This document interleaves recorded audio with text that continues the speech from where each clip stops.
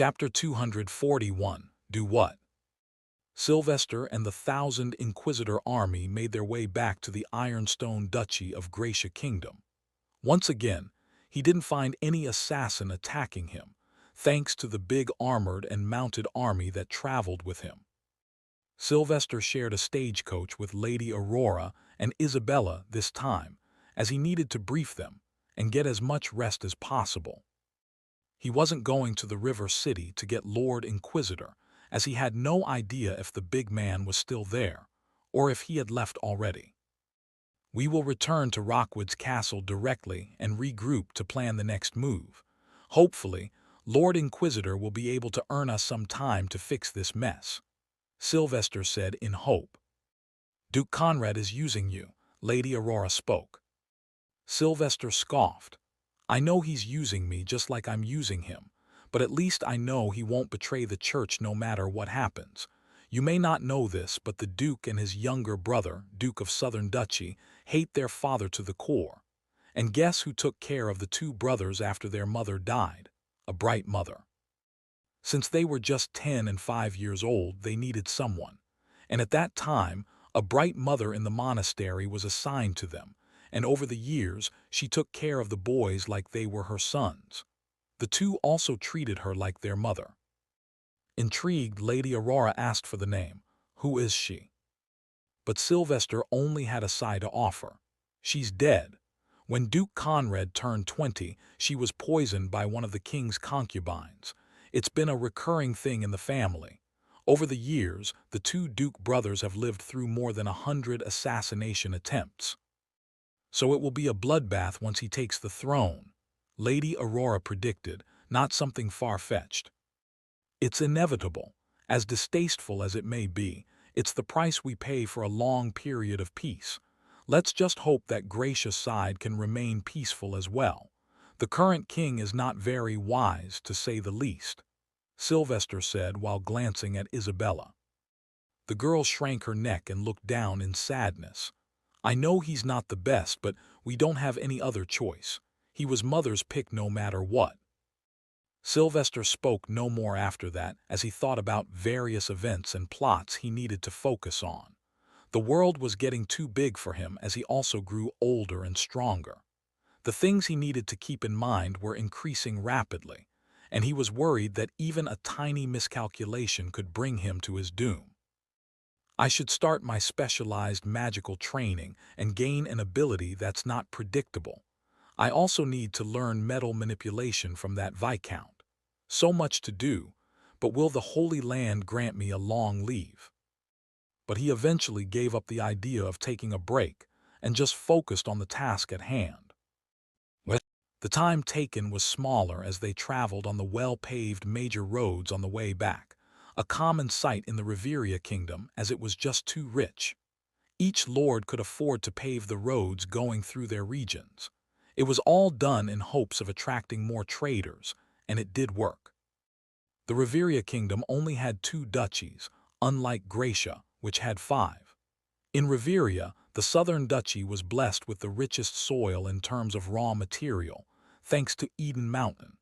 It also had the trade corridor that passed through the entire duchy and consisted of large industries, factories, and trading posts. Meanwhile, the Northern Duchy was the bread and butter and produced so much grain that it fed the world.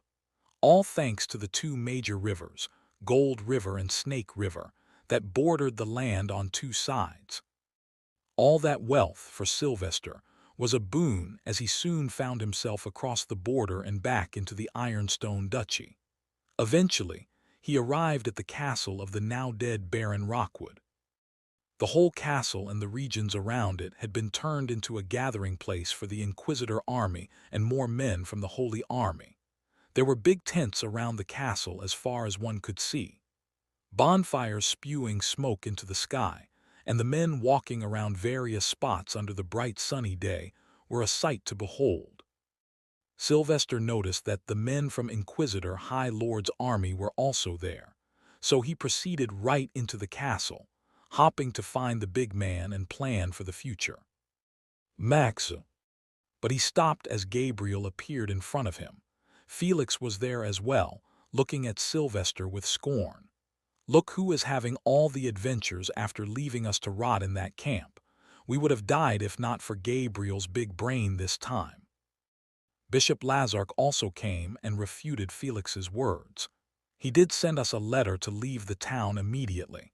We merely left a few hours earlier." HMPH still. "You even killed a soul-eater alone. Are you trying to become a bishop before me now?" Felix asked, of course, joking with him. Sylvester shrugged with a grin.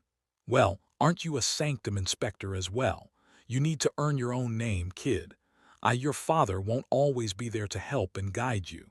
One day you must evolve into a man from a child." Felix folded his arms and scoffed. "Ha, you, father. Max, you are the most virgin man I've ever known. Do you even have thoughts about women? Do you even know how to wank?" Sylvester's face changed into a frown as memories resurfaced in his mind, which left him disgusted. "I'm afraid I don't just know how to do it, but also how it feels to be one." Jokes aside, we need to start preparing, Felix. The war seems inevitable, and this time we might have to win a few battles as well. Wait for me here. I will first speak with the Lord Inquisitor and see what he suggests. Start gathering the Crusader army as well. Keep training them." Sylvester ordered them and looked behind. "Lady Aurora, you may wish to have some rest to stay in your best state. You haven't slept since the time we fought the demon," he advised her. "As for you, Isabella, start preparing for the experiments, the promise you made me." "What experiments?" Lady Aurora asked. But Sylvester only eyed Isabella and left to find the Lord Inquisitor. He knew where he'd find him. It was on the terrace of the castle. The problem was that Lord Inquisitor was too tall and broad. Hence, most rooms and doors were too small for him to feel comfortable.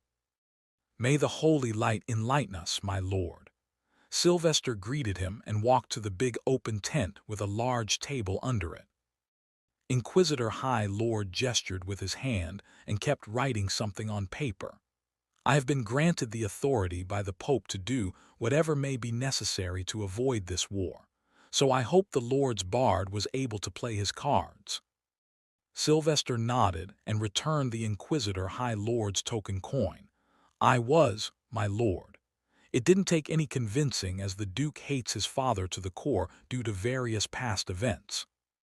I just had to ensure that he knows he will have our support when we allow him to sit on the throne." Inquisitor High Lord kept writing. "He's right to stand with the Church, but I'm afraid the bloodshed cannot be avoided in this conflict. The terms the King of Riveria has laid out are understandable, but harsh as well. If we solve one problem, then a dozen more shall arise." "What is it, if I may ask?" Sylvester inquired. "Duke Demon's head. We have a week to reply, but we cannot simply take the Duke either. Behind him stand the many nobilities and merchants of the Gracia Kingdom, and killing him without solid proof will mean spreading fear in the hearts of too many powerful people. Fear is often good, but this may cause more than just fear, hatred. That will spoil the name of the Church that we consider so sacred." Sylvester sighed and thought about a way to gather strict evidence. "It will be tough to find solid proof, as we don't even know their motive, although I am certain that the Duchess is related to this and has committed various other sins, such as blackmailing and rapping the Cardinal Suprema." Thud. Inquisitor High Lord stamped the paper and folded it into an envelope before standing up. He also picked up something thin and long covered with an old red cloth. "The Holy Land wishes to avoid the war at all costs, and I will do whatever it takes to fulfill that wish, whatever the price may be. Now, come with me, young bard. We have a lot to talk about before we begin this campaign." Sylvester stood up in seriousness. "To where, Lord Inquisitor?" Inquisitor High Lord looked into Sylvester's eyes, radiating a dangerous aura as the red eyes under the mask flashed. His towering form reached closer to Sylvester and, in turn, spread more of that always rageful aura. Sylvester silently gulped as he reckoned that whatever it was, it must be extremely important or ground-shattering. So he didn't utter a word and kept staring into the big man's eyes, for he wished not to show any weakness. Every man must think deeply before he does something of vast scale, for the price could be heavy if he were to fail. Young Bard, there are a few pieces of the plot still missing. To gather those, we shall go fishing. Fishing. Chapter 242, Fishing, Lord Inquisitor. Sky falling, the sun exploding. He could even imagine this entire life was just a dream, and he was in some sort of a coma. But going fishing with Inquisitor High Lord, the famed, most ruthless man in the world, that was something beyond one's comprehension. Fishing, my lord, Sylvester repeated in wonder. Inquisitor High Lord nodded his armored head and proceeded. It is one of the few things that calms my mind and allows me to think deeper. My goodness, since when did he become such a softy? Or was he always like this but never showed me this side of himself? Sylvester's mind was full of questions, but he was none to say no to such an opportunity. After all, bonding and having a better relationship with Inquisitor High Lord could be helpful in the long run. Not to mention, Sylvester truly respected and liked this violence-loving man. So he followed the man awkwardly on a short trek to nearby mountains. There was a lake at the start of the mountains.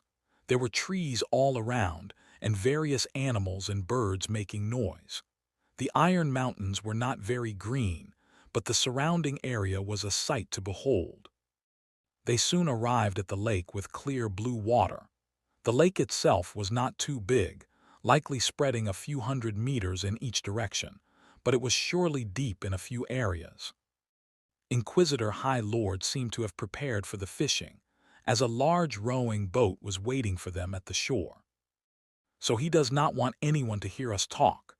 Sylvester reasoned, as talking in the middle of a lake was the best way to ensure control of the environment. Sylvester jumped in and started rowing, while Inquisitor High Lord took out 2 fishing rods from the wrapped cloth.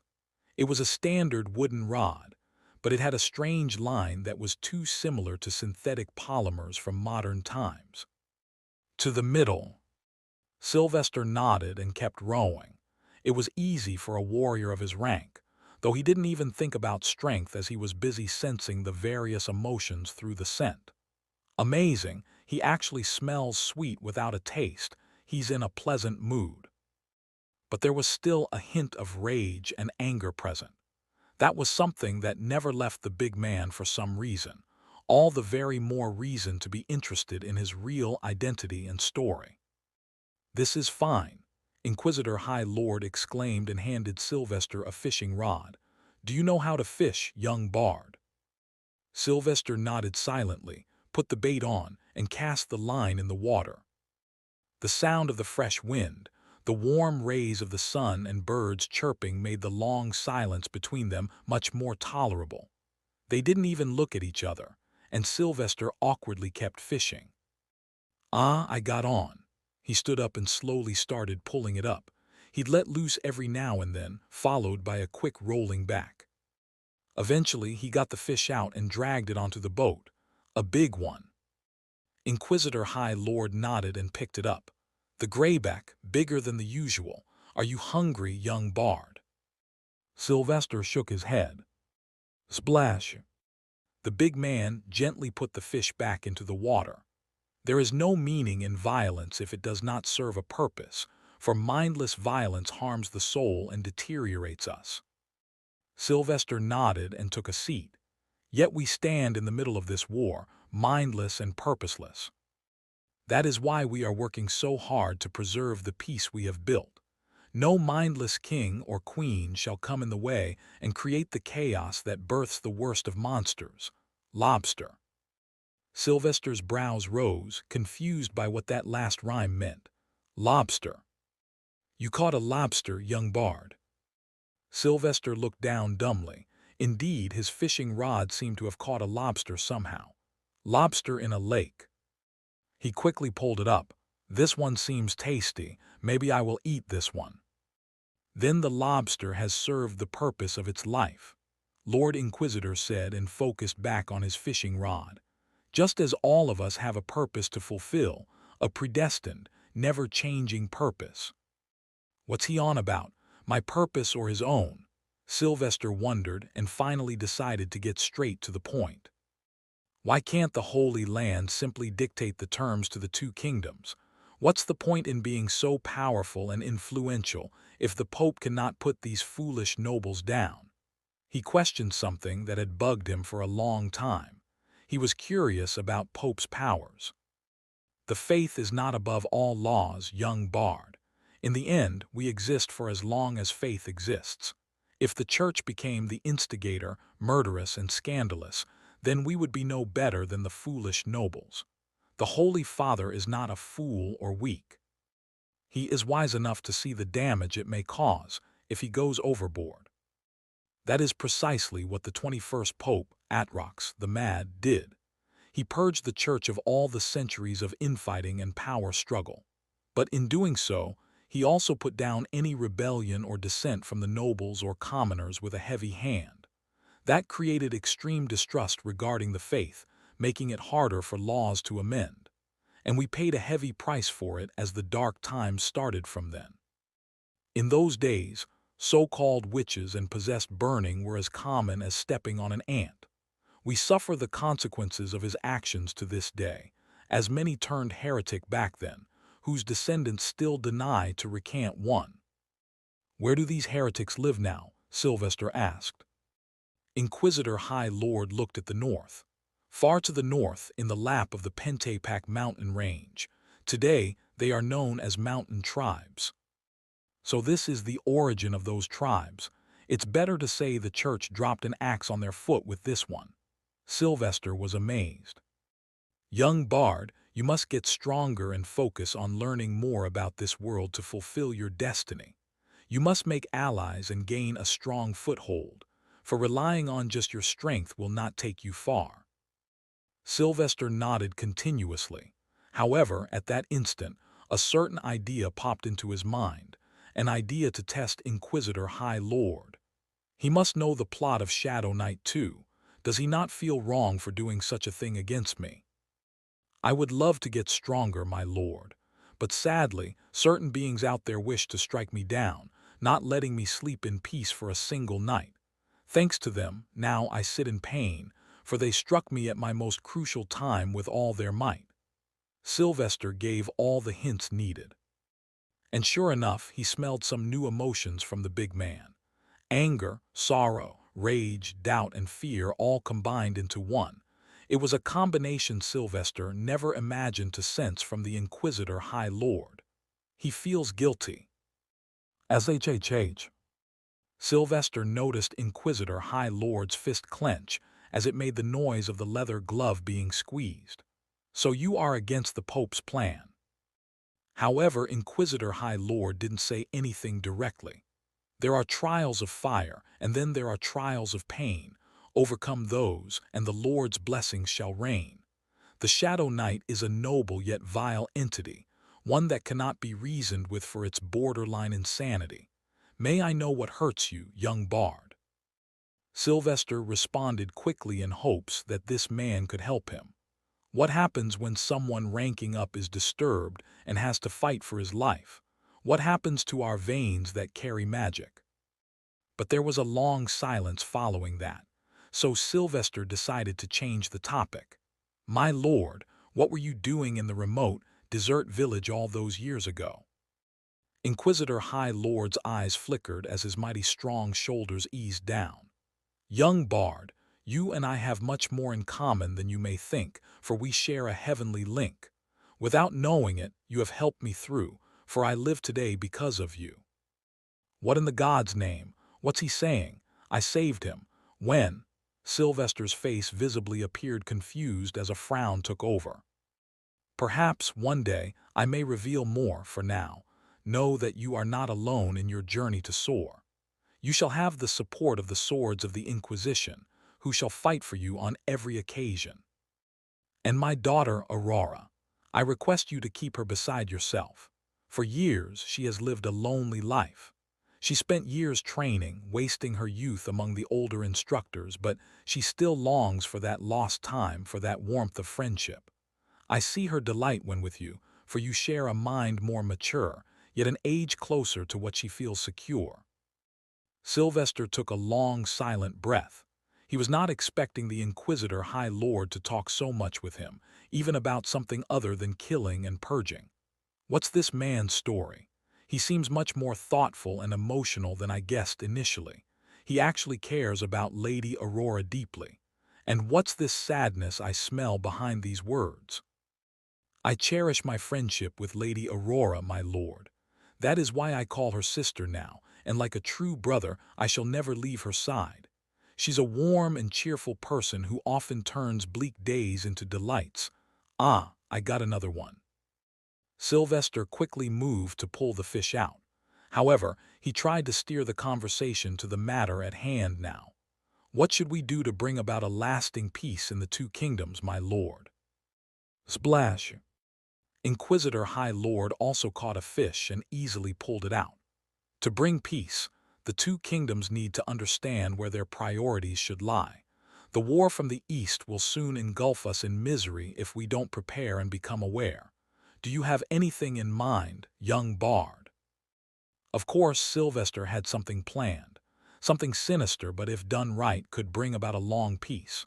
My lord, we have two apple trees with two rotten roots. We can save the trees and ensure their health if we cut these two discreetly. We already have a replacement route prepared in the south, and in the north the route travels with me. Behind the visor, the red eyes flashed in a dangerous light as Inquisitor High Lord put down the fishing rod. The north is simple, but how will you cut the southern route? Sylvester smiled, giving the look of a schemer. Leave that to me, Lord Inquisitor. As long as I can get a few important things, I can do it. What of the new route in the north? She remains naive, unprepared, and weak, asked the Lord Inquisitor. Once again, Sylvester was relaxed as before. Her training has already begun. Soon, she will be a firm believer and fabulous ruler. Silence ensued amidst the song of nature. Sylvester continued to fish and awaited a reply. But it didn't take long as the Lord of Inquisition uttered, "You have my blessing, young bard, so proceed as we have discussed. You have my trust. Thus may the holy light enlighten us." "Amen," Sylvester exclaimed with a salute.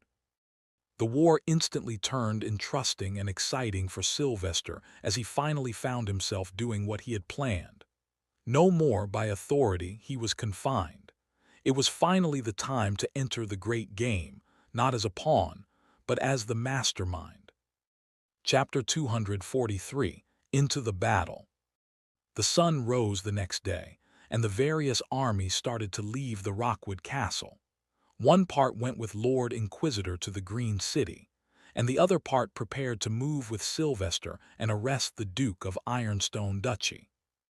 Since Inquisitor High Lord's job was to deal with the Queen, he couldn't accompany Sylvester. But still, they had some level of information about the strength of the Duke and what armies he had most likely gathered. For that reason alone, the Inquisitor High Lord had left behind Sir Hans, his right-hand man. Sir Hans was a veteran commander, so his experience was supposed to help Sylvester plan for the upcoming battle. His help was well appreciated as Sylvester was not a jack of all trades. He didn't know about mass warfare, especially how to command a large army in a backward setting. Before leaving the castle, a meeting was convened where Sylvester, Felix, Lady Aurora, Bishop Lazark, Crusade commanders and Sir Hans met to plan for the battlefield. They already knew about the whole terrain, so they didn't need to gather any extra intel. Instead, they simply drew a map and plotted the various formations and where they expected the enemies to be. Most of the area near the Duke's castle and the town is farmland. A small forest and Three Fingers village are only further to the west. Other than these two places, they have nowhere to start their battle. Staying inside the castle will be foolish as they know we can simply ask for reinforcements until we have immensely superior numbers. Sylvester briefed everyone about the situation. Sir Hans looked at the map and rubbed his black stubble beard. The battle will likely occur near the small forest in the village. They will likely hide some of their men in the forest, and when we clash with their main army, they will do a pincer maneuver. Sylvester agreed with him as there was no other option. The rest of the land area was just flat farmlands. Bishop Lazark, what is the report from the men you left behind? 20,000 soldiers roughly. The tourney is still going on, which is just a farce. It's impossible to know how many experts there are, but they do have a number advantage over us. Bishop Lazark reported as he had left a few men behind acting as merchants. Sylvester sighed and wrote down the numbers. We have 12,000 men in total. We will need to fight this battle smartly instead of head-on if we wish to maintain our numbers. I have no wish to sacrifice so many brothers of the faith senselessly. What do you suggest? Lady Aurora asked. Sylvester rubbed his chin and felt no beard as always. He ignored that pain and wrote a few things on the map. Bishop Lazark, I need you to conduct a secret operation inside the forest area. Lady Aurora, I will require you to do something too, but it's nothing worthy of planning in advance. Crusade commanders and General Arnold, tell the men to wear light armor instead of a heavy one, and wear nothing on their feet. The men looked at Sylvester strangely as his command was confusing and dangerous, so Sylvester had to make things clear. Don't worry, this is going to save your lives with what I have in plan. Also, bring as many carpenters as possible, and give me account of all the ordinary men in our army who have no magical or knightly talents. Felix relaxedly held his hands behind his head. Well, let's move on then. The plan is set and our blades are sharp. Let's not stop until the last heathen body doesn't drop. Amen. Everyone repeated and went on their way. The bags were already packed, and only the soldiers were left to get into marching formation with a roll call. Meanwhile, Sylvester went to check up on the tiger beastkin living in the castle for now. He didn't know where the man wished to go, but the least he could do was give him some money so he could buy his way to the destination. He arrived at the tower room and found it was already open. He walked in and soon found Elian sitting near the open window, facing outside at the morning sun. The man appeared very calm and collected, completely different from what he was some days ago. The wounds also appeared healed, but it was hard to tell when the wounds of the heart and mind will. So, what's your plan now, Elian Mizar? Sylvester asked. The Inquisitor army will move in an hour, so this castle must be vacated so another noble may get it assigned. What are you, Lord Bard? Sylvester raised a brow as he replied in a similar fashion. Bones, meat, water, and a whole lot of ideas. What about you? Confusion. Then start walking and keep walking, then walk some more. Keep at it until you find something and aim. You're a tiger, my friend, so be a tiger. Sylvester replied, not really sure how he should help this man. Scars of the mind and hearts take years to heal, Elian. You just keep living and hopping, they don't grow deeper. I need to go now, and I'm leaving this small pouch with some money. Use it to go wherever you wish to, perhaps Libertia. Sylvester put the pouch behind Elian and headed to the door. I don't need the money. Elian stood up suddenly and brought the money pouch back to Sylvester. What I need is work, a goal, something to do. You saved me. You liberated my family's souls. Just one last time I ask you to enlighten my path, for you are the only holy light I know. Elian said in a soft yet imploring manner. Sylvester was taken aback and somewhat tempted as well. What am I to do? I have never seen a beastkin clergyman before. I know they exist, but certainly none in the Holy Land. He focused on the emotions Elian radiated. They were one of sorrow, worship, and hope. There was certainly truth in the man's request, but Sylvester didn't know if he could keep him along, not when he didn't even know him that well. Perhaps I can test him in the coming battle. I am going into a battle against the Duke of Ironstone. The man and his wife have committed a grave sin that has caused the kingdom a lot. As a result, thousands have died and continue to do so. If you come with me, you will have to raise a sword. Do you know how to fight? He asked. Elian nodded. I do, my lord. Then you shall receive an armor and ride with me. Remember, as long as you say the Lord's name, nobody in the ranks will trouble you. Come down when you're ready. Sylvester ordered him like a soldier and left. Though on the way down, Murad started jumping on Sylvester's shoulder. Yay, can I make a new kitty friend now? He's so big and pretty, can I be a kitty like him? Sylvester sighed as he patted the fluffy cloud. Boy, you are already prettier and mightier than him. No need to become him. Besides, you can't sit on my shoulder if you become him. Murad agreed with that reasoning and sat down calmly. Then, maybe I can paint myself. Sure, but not right now. We have a crucial battle to fight. Sylvester warned him and eventually arrived outside the castle. The whole army was standing, prepared to move. Lady Aurora's carriage was there in the middle, but Sylvester decided to use the horse as he needed to show himself to the army to lead them later. Within an hour, the long marching men with the Song of the Inquisition began. It was a song that Sylvester remembered very well, for it was a sign of hope when he was about to be thrown into the fire. The march needed to move around the Iron Mountains and towards the Three Fingers village to set up a camp. It was clear that the whole day would be spent marching, so Sylvester ensured that each man stayed healthy, drank enough water and kept something to eat with them at all times.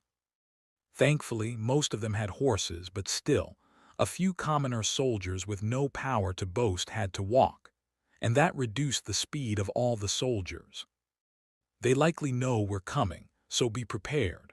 Although the common understanding among all warring factions agrees not to attack at night, who knows how desperate the Duke is? Sylvester warned Sir Arnold and Sir Hans. Sir Hans agreed and advised, let's not go too close to them and prepare our camp in the open fields where no one can attack us from hiding. That was already Sylvester's plan, so he glanced at Bishop Lazark. You know what to do, Bishop. I will see you later, Lord Bard. Bishop Lazark took 5 men with him and quickly left the marching army. None other than Sylvester knew what they were up to, but all hoped it was something spectacular. By the time the sun slid into darkness, the whole army of 12,000 reached a few kilometers from the enemy army camp. The scouts had confirmed that there were a lot of tents and soldiers sitting prepared. The tourney was, as expected, a fake distraction. Halt, Sylvester roared and raised his fist. Get ready to camp here. Cook the food and eat. Prepare for tomorrow so when we win it shall be a feast. The men cheered and moved around, busying themselves by erecting the tents. But just then, Sylvester shouted again. Do not erect tents as the enemy can burn them easily. Only use the bedding and a bonfire. Lord Bard, a missive has arrived. One of the Crusade commanders, Torfin, came up to him. Sylvester took it and read it loud for others to hear. I, Duke of Ironstone Duchy, have no fight with the Holy Land or you, Lord Bard. Instead, I wish to speak with you once in the middle of the battlefields, alone, at dawn. Sylvester crumpled the letter and threw it into the fire. Write back to him, say that I have agreed. Yes, my lord, the commander left. Paya. However, as they prepared to eat, a loud horn resounded out of nowhere. It was deafening and echoed throughout the camp, spreading dread and panic into their minds. The soldiers rushed to pick up their weapons, some even throwing their food away. Sir Hans sighed and shook his head knowingly. This will likely continue for the entire night. They are trying to keep us on edge. Hopping it would make us unable to sleep, so when we fight, we may be too tired. Sylvester smirked evilly and looked at the sky. Not for long, Sir Hans, just wait and watch. After all, 2 can play this game. Paya. Every hour the loud horn resounded. It occurred 2 more times all the way until midnight. Everyone was angry, frustrated, and tired by then, as they never knew if it might be an actual attack. By the fourth hour, everyone expected to hear another horn, but none came. Of course, they could not see the enemy camp, so they had no idea what had even occurred. All they could do was make guesses. However, Sir Edric asked Sylvester directly, "How did you stop them, Lord Bard?" "Haha, do you know what's the universally recognized scariest thing on a dark night?" Sylvester laughingly asked. "An army of undead besieging you, trying to eat you alive." As if a light flickered in Sir Hans' mind, he exclaimed, "Ah, Necromancer, Bishop Lazark." Chapter 244, Calm Before the Storm.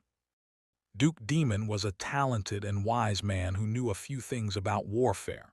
His idea to keep the enemy on edge the whole night was brilliant, but he failed to realize that if he considered himself a schemer, Sylvester was worse, a scum. Both sides knew that attacking the enemy at night was not good, because if the other side retaliated, then it would lead to a messy situation. But what if the attack is committed by a bunch of undead? Who can be blamed if, in the middle of the night, because of ominous luck, some creatures of the night attacked a random camp in the middle of nowhere? Could Duke Demon blame anyone? No, all he could do was stand on the terrace of his double-story tent and look at the chaos as his soldiers ran around, trying to either kill the undead or run away because they were scared. Gritting his teeth, he could only hope that the sun would rise quicker so that he could fix the mess and prepare for the war. A few kilometers away in Sylvester's camp, the men slept happily with no more sudden loud horns. Sylvester was there, and they knew his light was brighter than the enemy's fire. Of course, they overestimated him, but Sylvester didn't care. He was happy as long as his cult could keep expanding. "Get some rest now, Felix. We are going to have a long day tomorrow. Some of us might even get gravely injured, but let's hope we win." Sylvester put down a thin layer of bedding in the large tent for commanders and rested. Felix was sitting nearby, sharpening his sword and humming some hymn that Sylvester wrote. "Max, you're an archwizard already, right?" Sylvester nodded, not saying anything, as he was stuck in the middle of Master and Archwizard rank because of the accident with Shadow Knight. He could certainly use the magic of an Archwizard's level, but it hurt him every single time. "Then, are you going to ask for another promotion upon return? Because as far as I know, Archwizards are usually folks of Archbishop and even Cardinal rank. Bishop is already too low for you," Felix elaborated. Sylvester rested down and put a thin layer of blanket on himself while tucking Muraj by his side. "I will surely ask them for a promotion, but I don't know if they will allow it. I have not seen a bishop as young as me. I'm only about to turn 18, while bishops out there can go between 40 to even 100. At that, Lady Aurora also chimed in, not asleep yet. "If we win this, then they will most likely promote you. You are the shiniest example of the perfect man of faith, after all. The more people know about you, the more people will join the faith as a clergy or a soldier. Now go to sleep." Sylvester sighed and closed his eyes. Ever since he found out about the Pope's involvement behind the reason the Shadow Knight was after him, he was not very optimistic about his career anymore. He didn't even know if the higher-ups were interested in promoting him. "Well, as long as I play my cards right in the shadows, I'm sure I can rule the world without even becoming the Pope fast. After all, the one who controls the money rules the world." The sleep didn't last too long, though. Sylvester woke up early in the morning before the sun had even shown a trace. He woke Lady Aurora up and took her far behind the camp where no one could see them, not even the scouts from the Duke. "So why did you bring me here?" she asked, yawning and rubbing her sleepy eyes. Sylvester didn't reply and walked to 5 carts that were suspiciously left in the middle of the large fields. They had something on the back, but it was covered with a canvas. Whoosh! Sylvester pulled one canvas and showed the item on the cart. It was like fine sand and white. We must throw all this into the sky, above the clouds. Lady Aurora, intrigued, tasted it. Salt. Why do you want salt in the sky? Sylvester smirked. To make it rain, Aurora. Sprinkling salt on the clouds can make it rain. That's what I need to win this battlefield, at least in the first phase. Lady Aurora was not sure about that, though. She had never heard of such a magical phenomenon. Using magic to make the clouds rain is already hard enough, and you're saying salt can get the job done. Trust me, it will rain, especially with the clouds we have up there now, Sylvester assured, and got to work by pulling off the canvas from the rest of the carts. Now, how can we throw this salt into the clouds? Lady Aurora didn't question any more and seriously wondered. Maybe I can throw it with my hand by making a ball out of them, but it would take too much time.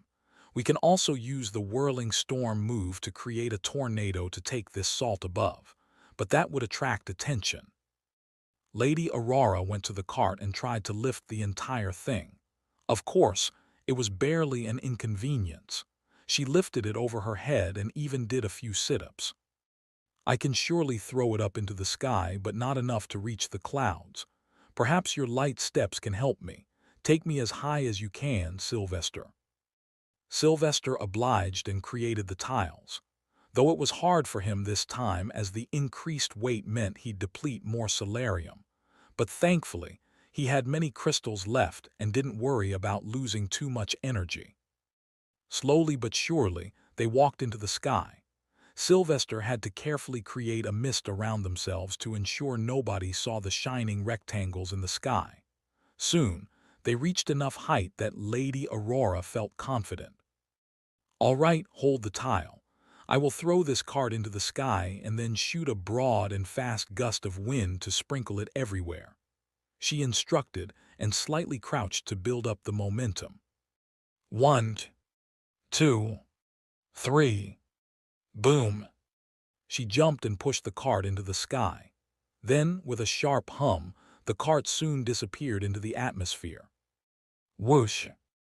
Lady Aurora then launched a gust of wind, effectively destroying it and sprinkling everything.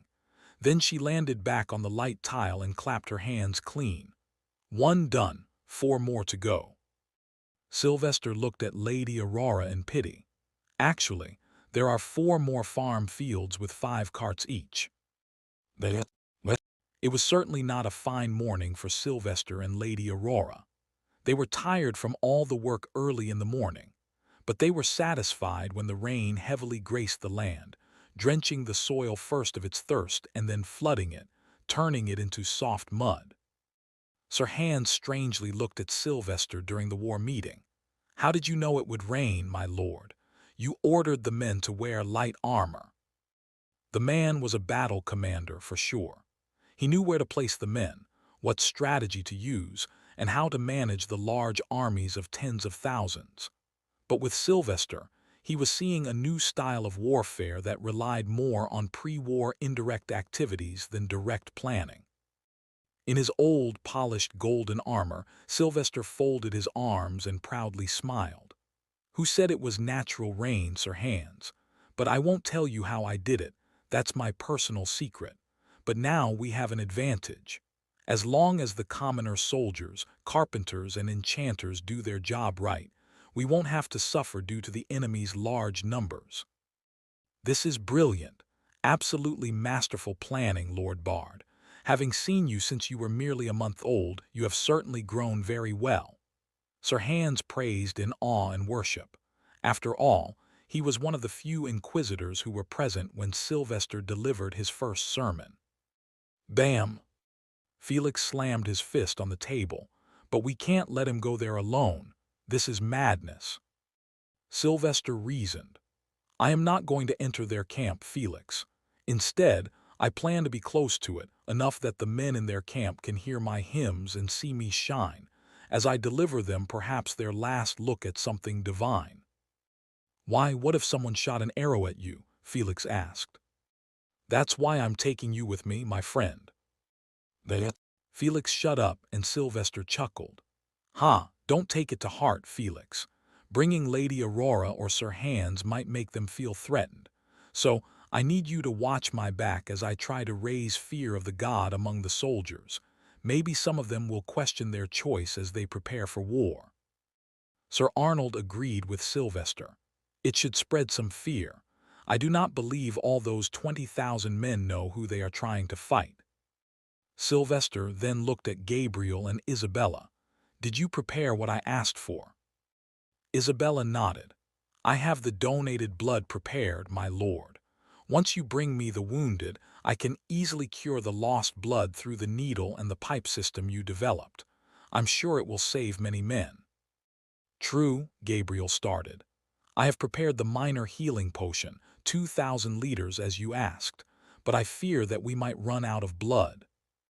Sylvester rubbed his chin and looked towards the north, in the direction the enemy army was settled.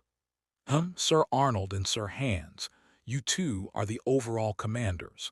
I need you to tell the men that if it's viable, without endangering their own lives, they are to take any enemy soldier that surrenders in the name of the Lord.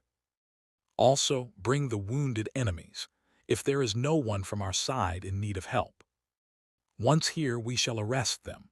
Then, Isabella, you can take blood from them as well, but only treat the enemies with the least priority. First shall come our brothers of Inquisition. All heads nodded in agreement, and Sylvester picked up his helmet to move out. Remember my command. Let the men wear their heavy armor until moments before we start the push. Don't let the enemy see we're prepared for the rain. Understood, Lord Bard. Sir Hans agreed instantly, already impressed by Sylvester. With that, Sylvester placed his spear on his back and mounted his horse. But before he left to speak with Duke Demon, he eyed every member seriously. If they attack me, go berserk. Thump. They all saluted with their palms slamming onto their chests. No jokes anymore, for they knew this time they spent was the mere silence before the storm. It was time for them to show for what they were born. Echoes of chants roared like waves in the ocean, ever increasing. May the holy light enlighten us. May the holy light enlighten us. Chapter 245, Battle of Three Fingers Mind Games. The ground was muddy and the air was humid. The rain had stopped, but the dark clouds still covered the sky. But for Sylvester, it didn't give any ominous feeling as he was the one who caused it. Stand behind me on my right at all times. Do not make abrupt movements that may scare the Duke or whoever will come with him. Do not touch the hilt of your sword and stay silent. Sylvester ordered his friend. If he does something dumb, can I laugh? Felix asked.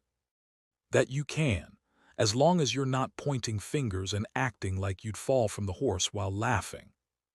Soon, on their majestic galloping horses, they arrived near the massive camp of the Duke's army. It was all in a mess, and most of the tents near the boundary seemed to have broken apart. Last night's undead attack had truly hurt them, it appeared. Stay alert. I shall start singing the hymns. Sylvester ordered and raised his right palm to shower the light at the front. Then, with his left hand, he used air elemental magic to amplify his voice so it may reach far and wide into the camp. The warm halo appeared behind his head, and his first words rang loud enough to gain the attraction of every man in the Duke's camp. Look here, hear this holy hymn. It's the Lord's gift, these blessed rhymes. Has comes to you the Lord's only bard. Pray that his light heals your body when marred. No matter what today soulies, you shouldn't disregard. Sins of many have angered the Supreme Lord. For he writes the names of all in his record. A naive child, you cannot leave his wrath ignored, or prepare to suffer from the dark, undead horde. But there is love in the arms that are mighty. Do not take these words very lightly. There is still a path to leave the side so unsightly. You can surrender while calling the name of the Almighty. May you leave the deadly darkness that blinds. May the heavenly light enlighten your minds. Sylvester's rhymes echoed uninterrupted and breached the hearts and minds of all as the soldiers of the Duke came out of their camp, and stood at the boundary to see Sylvester, shining halo making him appear like a god on earth. Some even knelt and prayed to the god, while the rest stared at the bard. They realized the war was against the Holy Land and Lord's bard. This was something most of them were never told. Boom! Boom! Just then, all of a sudden, various loud explosions rang deep inside the Duke's camp. They were big, and the clouds of smoke and fire were visible high in the sky. Sylvester roared his hymn again, this time more violent. Time waits for none and devours all. You see your own perpetuated sad downfall. Tick, tick, time passes as you remain standing tall. Don't cry for mercy when deadly strikes land to maul. Sylvester saw the soldiers falling to their knees one after another, dread and fear so evident in their eyes that he could smell it from afar. Sylvester saw the effect and continued to sing, one very ominous and full of warnings. I, Lord's bard, stand here in the open and pray. What's to become of you, we shall see today. Limbs apart, throat slit, it's a price of sin you'll pay. I shall pray after death, may you find your way. Puh! Just then a loud horn resounded, and from the gates 3 horses came out, galloping towards Sylvester. In the front was a man with long blonde hair, tall, strong, and lean build. He wore full-body black armor. There he is, the Duke of Ironstone, Demon Gracia, Sylvester muttered. Felix scoffed. The man has even given up his family's trademark green color. Now he wears that witch's black. Sylvester chuckled. True love, I guess, or maybe something else. Anyway, get ready and stay quiet. Sylvester waited for the Duke to reach him, stopping a few meters away. He could smell the emotions the man was going through. Anger, rage, hate, and all the negative feelings one could imagine were living free in the Duke's mind. Everything that could go wrong had gone wrong in one night. It seems you've been hit by bad luck, Your Grace, Sylvester spoke calmly, though all knew he was teasing. The Duke gritted his teeth, but he didn't say anything in anger and instead tried to regain his composure. It's a pleasure to see you again, Lord Bard. May I know why you stand against me with an army? Sylvester took out a parchment from his armor and handed it to Felix, who moved slightly forward and gave it to the aid of the Duke. Duke read it slowly and a frown formed on his face. A warrant to arrest me. For what? You have proven nothing, Lord Bard. What happened to King Reveria's daughter could be anyone's fault. Sylvester didn't care. But the king wants your head to stop the war. And stop lying to me, Your Grace. Half of the realm knows by now that you and your fiendish wife had something to do with the deaths. Where were you taking the army anyway? To Green City. To usurp your brother from the throne. The Duke vengefully glanced at Sylvester. You don't know what you're getting into, Lord Bard. I have no wish to make an enemy out of the church. I only want what's rightfully mine, the throne. My incompetent brother does not deserve it, not after he tried to get me killed so many times. Sylvester did sense the truth. It appeared the king indeed harmed the Duke, but Sylvester's orders and needs were precise. You only have a few options now, Your Grace. Surrender to me, and I will see to it that the investigation is done, and if it's not you, then the real culprit will be found. Or you can go on with the battle. I choose the latter. Sylvester had nothing more to say. Then I wish you luck. Know this, while your men have everything to lose, a family, a happy life. My inquisitors are devoted to Solis and only fight for me. Most don't have family and will gladly give themselves to the martyr's glory. What good is it when you doom your men to a pre-planned death? The Duke retorted, ridiculing him in calmness. Sylvester chuckled and slowly moved his horse back. You don't understand, do you? Inquisitors have nothing to lose from this battle. They don't fight for money, land, or women. They fight for the glory that comes after death itself. I still give you an hour. Spread the word. Any man who surrenders will be spared, and those who don't will be treated as heathens once the battle is over. May the holy light enlighten your minds. Sylvester turned around and galloped away, leaving the Duke in confusion and his aides in dread, for they knew their lord would never accept defeat, and there was no chance of a retreat. Sylvester returned to his camp, but first he had to go to a secluded area and give Murege his reward. "Good lad, you placed those explosives in all the right places. They probably think it's the god's wrath, haha. Here, take these 3 chunky banana tacks." Murege jumped happily and took the 3 bananas. Before long, he started eating them with all the focus on enjoying them. "Makesy, you got more work. Just tell me, I will slaughter the world if I must, of course, for a little banana tax." Sylvester let the good furry boy eat his treats first, and then met the rest of the commanders to prepare for the final push. All the inquisitors and crusaders were currently arming themselves to start moving, while a sick field bay was prepared by Gabriel, Isabella, and a few more healers. "The battle is evident." Sylvester dropped the news. "But can any of you help me understand why the lords of this duchy are supporting the Duke against the Holy Land? I would have understood if only the Duke was a heretic, but how can all of them be such?" It was undoubtedly the most bizarre situation, and no one could imagine an answer. There were only suggestions, and they all pointed to one thing. Lady Aurora spoke. "Perhaps some sort of blackmail. I don't know what can force so many lords to do such a thing, but that's the only plausible explanation." Sylvester rubbed his chin and decided something. "Tell the men that if they can capture a lord, then capture him. No need to kill each one of them. Not to mention, we can later ask for a ransom from their families, for the church donation, of course." Heads nodded, and another plan was placed in motion. In an hour all the men got ready. Then the march started to the battlefields, open and wet, muddy, especially from the middle. Sylvester stood on a raised ridge at the back to look over the entire army from his side and the enemy. Sir Hand stood beside Sylvester to advise him. "Lord Bard, from their formation, it's clear they are hopping to crush us with their first push. They have placed their commoner foot soldiers with weaker armor at the front to soften the blow for the heavier forces behind." Sylvester was happy as this was going as he expected. The Duke overestimates himself because of his superior numbers. As long as no big expert comes here, we shall win. Tell the archers to prepare while behind the heavy cavalry knights. Let the Duke feel we're going for a defensive approach, show that we are insecure. Soon Sylvester gave the orders, and 4,000 men came to the backside of the army near Sylvester.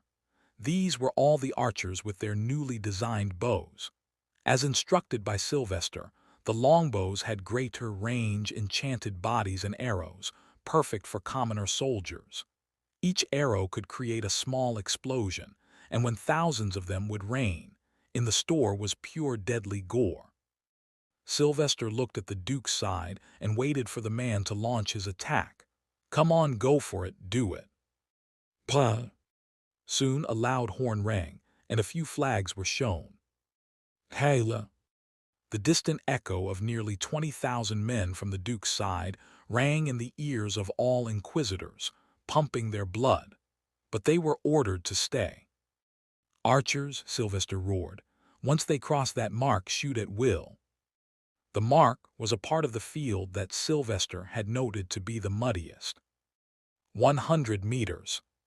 50 meters. 10 meters. Whoosh! Whoosh! Swoo! The fingers loosened, and the thousands of bows released their enchanted arrows with shining tips. They covered the sky a little, turning it somewhat dark. To the shock of enemies, arrows could reach them easily. Boom! The first arrow landed on the shoulder of a foot soldier at the front. In an instant, the head splattered away like a watermelon, releasing all the gooey gore on the men nearby. Then the second arrow fell near a man's foot and exploded away with fire. Arms, legs, shoulders, stomachs, and mostly legs flew around like crimson flower petals in a spring breeze. Boom! The heavy cavalry was not spared either, as the horses instantly got impaled by the explosion, losing their heads or legs or just getting spooked. That left the knights in their heavy shining armor in the deep mud. They tried to stand, but only to feel dread, realizing their fate was already sealed as the glowing dots appeared in the sky. Boom! Arrows fell and brought darkness. The field was littered with blood, limbs, and bodies. It was pure carnage. Chapter 246, Battle of Three Fingers' Bloody Twists. It was absolute madness as mayhem took over the battlefield. Before Sylvester's army even clashed with the enemies, he had already sung his song of fire and blood. Limbs and heads flew around with each explosive arrow. Some died on the spot, and some were unfortunate enough to receive a slow death as they bled in pain and cried. The bombardment kept coming and killing the knights who fell from their horses and could not run fast due to the mud. Sylvester raised his arm in the distance, ready to send the inquisitors out to engage as Duke's soldiers started to organize themselves towards the back. But still, a lot of damage had been done, and it had broken the spirit of all the soldiers. Slowly, the bombardment of the arrows started to slow down and gave a false sense of ease to the knights of the Duke's army. The screams of those injured and slowly dying were still fresh, however. "Attack!" Sylvester roared loudly and sent 7,000 men to face the knights of the Duke, which numbered 10,000. But of course, Sylvester was not blind, nor was he overestimating the abilities of the men. He had a plan that had already begun. Sir Hans, on his side, had already been briefed about the whole plan, so he didn't meddle. If this plan works, then perhaps this might be a battle worth teaching in the commanders' schools around the world. Sylvester felt the same, but he acted humbled. There are many variables that are in the act there. The Duke may be a decent commander, but he overestimates himself just because he has greater numbers. He also thought he had a geographical advantage as we're on his turf. Let's hope things go according to our plan now. Lady Aurora, standing on Sylvester's other side, asked, "When will I be moving? You are seriously not utilizing a grand wizard in the ranks properly." "Your time will come too, Lady Aurora. You are the ace of the army, and we don't send the ace at the start. Remember, it's not these little knights and commoners who are our targets, but it's the Duke. But remember not to kill him." Sylvester elaborated in a commanding tone. "You want to interrogate him?" she asked. Sylvester shook his head as his face appeared cold. "No, I want the Duke's eyes, as I promised Sir Dalorum." Sir Hans, who was well aware of what had occurred, patted Sylvester's back. "He's truly blessed to have someone like you as his friend." "Ah, they are about to clash. Let's see how Felix performs now," Aurora exclaimed all of a sudden. Everyone was nervous as they could easily notice the vast difference between the numbers. But the Inquisitors wore light armor, so their horses were very fast. Meanwhile, although the Duke's soldiers had also removed some of their armor, it was still not enough. Felix and General Arnold were leading the Inquisitors at the front. The grand plan had already been relayed to all the men in the ranks, and all they had to do was follow the two leaders. Felix, the leader of the west flank, and Sir Arnold, the leader of the east flank. The horses soon stepped over the dead bodies of the previous victims of Sylvester's plans. The distance between the two sides quickly reduced to just 50 meters. "Haya!" Duke's men roared with their weapons brandished. But to everyone's shock, Inquisitors didn't shout as Felix and Sir Arnold each took out a flag and started waving it to signal the men behind them. With that, the Inquisitors suddenly took a left turn and galloped straight towards the forest that rested between the Three Fingers villages. "They are running! Don't let them go!" The Duke's commanders, Sir Renly and Sir Robin, shouted as they chased after the Inquisitors, confident that their heavy numbers scared the enemy. Everything was happening fast, and the forest was not too far away. Nevertheless, the Inquisitors didn't even flinch or shout a single word. They just followed their leader while singing hymns of the Lord. The Duke's commanders soon felt somewhat confused as things didn't go as planned. They expected their men to come out of the forest to squeeze the Inquisitors from the two sides and finish the entire army in one go. What the hell are they doing? Sir Renly wondered as he chased after the Inquisitors. Then, to his surprise, the Inquisitor army started to divide into two segments. One slowly diverted to the right, avoiding the forest, and the other moved towards the left. The strange maneuver confused the Duke's army, wondering which army to follow.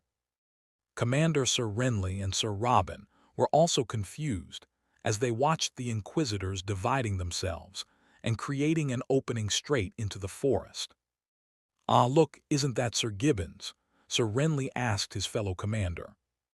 "Indeed, why are they this late, and where are their horses?" Slowly, hundreds and then 1,000 men appeared to walk out of the forest, heading straight towards the Duke's army as it remained right in front of the forest. Since the men were allies, the two commanders didn't feel threatened. "Good, let them join us. We shall split and follow each army," Sir Renly suggested and slowed their horses. "Why aren't they running?" Sir Robin wondered. Boom! Boom! What? Suddenly, as the men from the forest reached the army and walked between the soldiers, they exploded. Fuck, it's a trap, fall back," both commanders shouted and turned around to run. But to their horror, they only saw mayhem behind them as Sylvester, with the rest of the Inquisitor's army, had moved forward, effectively blocking their back. Boom! Boom! The men exploded as most of them walked into the army ranks. They walked slowly, some even dragging one foot. None of them were speaking and only growled.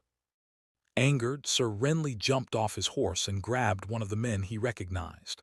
"What the hell are you doing?" But Sir Renly's shoulders dropped when he saw the man's entirely white eyes, falling jaw, and rotting skin. "Zombie!" Boom!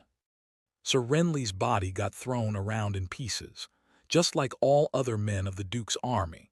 Most felt confused, wondering why their allies, who they knew, were exploding like that. Not to mention, there was nowhere to escape from the chaos. Trapped between the forest and Sylvester's army in the back, the 10,000 men of the Duke and the heavily armored knights fell victim. Meanwhile, Sir Arnold, who had taken half of the Inquisitors to the right, hit the Duke and the remaining men directly from the left flank. While Felix, who took a left, returned to Sylvester from behind and reported with a gleaming smile. "Task successfully completed, Max. Haha, look at those fools." Sylvester welcomed his friend. "Good job, Felix." Boom! The explosions were still echoing among the ranks of the Duke's men. Each explosion meant the death and misery of the knights and a few wizards. But unfortunately, there was nowhere to run to, as the explosions had spooked and hurt the horses. Sylvester sighed. "Let's wait for Bishop Lazark to return as well." Boom! The explosions showed no signs of stopping, but Sylvester didn't mind them anymore and only looked at the front. In the distance, he could see Sir Arnold nearly reaching the left flank of the Duke. "Lord Bard." Just then, from behind, Bishop Lazark, Beeskin Elian, and 4 more men arrived, covered in dirt from head to toe. Sylvester praised their work. "You have done a marvelous job, brothers of the faith." Bishop Lazark bowed his head, accepting the words. "I merely did what was asked, Lord Bard. Turning the hidden men in the forest into exploding zombies was your idea in the first place. Not to mention, Elian here helped me greatly by using his instincts to sniff out and hunt down all the Duke's men." Sylvester glanced at the beastmen who he was evaluating at the moment. If what Bishop said was true, then he was pleased. "Thank you, Elian. Your service to Solis will not go unnoticed. I will also make sure to write your contribution in my report." "What now?" Felix asked as everyone was itching for some actual fighting. Sylvester glanced at the men still dying under the explosions of the zombies. "We successfully turned their trap against them. With this, We have likely exhausted more than 10,000 men in the Duke's army while losing none of ours. So now we have the upper hand in numbers, but I'm afraid from here it will be a traditional battle. All of us were ready for this battle from the start, Lord Bard. Sir Hans spoke.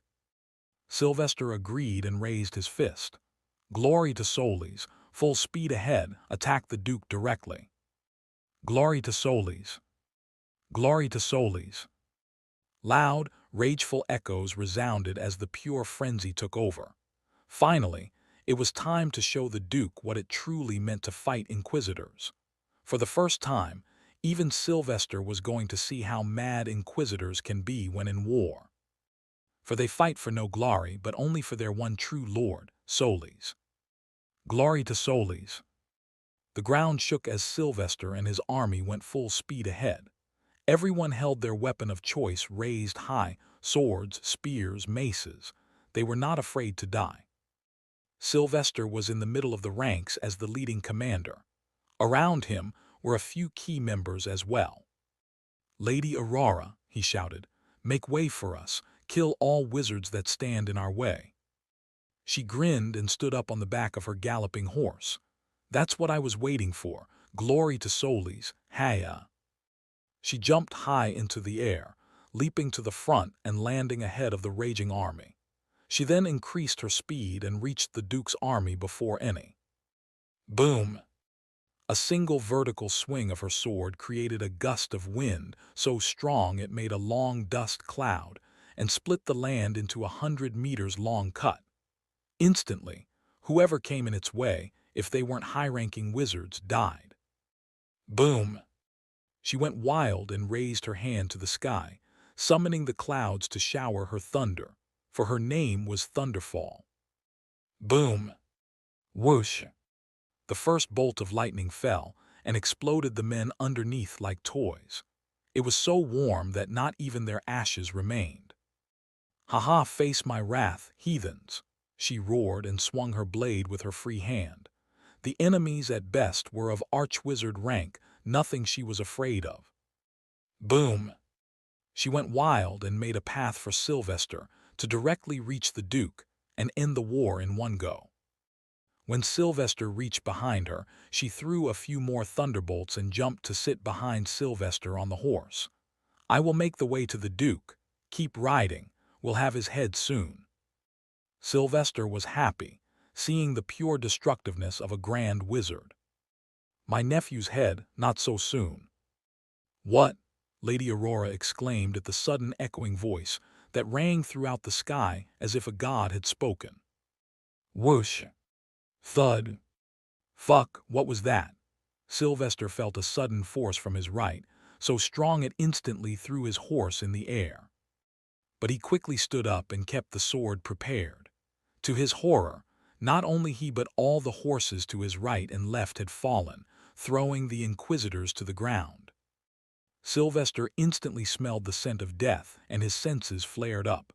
He looked around with a frown as he noticed a person missing. Where is Aurora? Chapter 247. Battle of Three Fingers. Shocking development. What had happened? What forced the horses to fall? Where was Lady Aurora? Sylvester was looking for answers as he helped the men nearby to stand up. His senses were screaming and telling him there was a lot of danger, but he couldn't understand what it was, as he had already dealt with most of the army of the Duke. Boom! Sylvester looked up as a sonic boom resounded in the sky. A curse left his mouth as he suddenly rushed in a direction. Sir Hans, Felix, used the air element. He rushed to create a big rune scheme on the ground and applied as much magic to it as possible to develop an upward wind. Lady Aurora was falling fast, and Sylvester wished to soften the fall as much as possible. Thud! Everything happened so fast, and before Sylvester knew it, she had fallen on the ground, her face looking at the sky.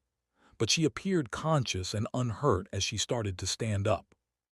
She said nothing and kept staring at the sky, her brows furrowed.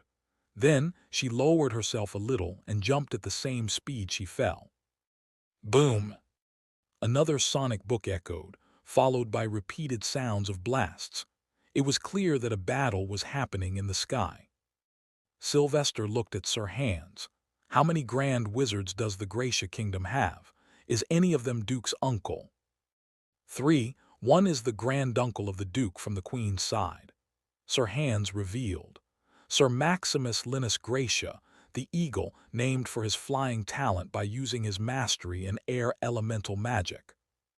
Sylvester grunted and looked towards the Duke in the distance, who was also staring at the sky.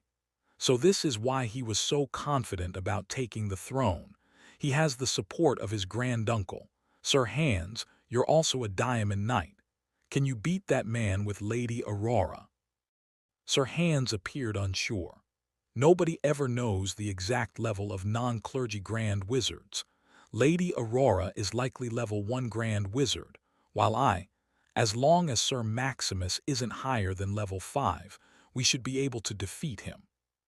Sylvester nodded. Good, then go and beat him. I will get the Duke. He's an archwizard and I should be able to get him. Sir Hans nodded and left with a jump.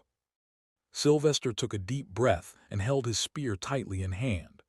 I should try and end this battle as fast as possible. Glory to Solis, he roared, reminding each inquisitor why they were fighting. Haza. Blood pumped, motivated and thirsty for some battle, the inquisitors roared and clashed their swords with the Duke's men.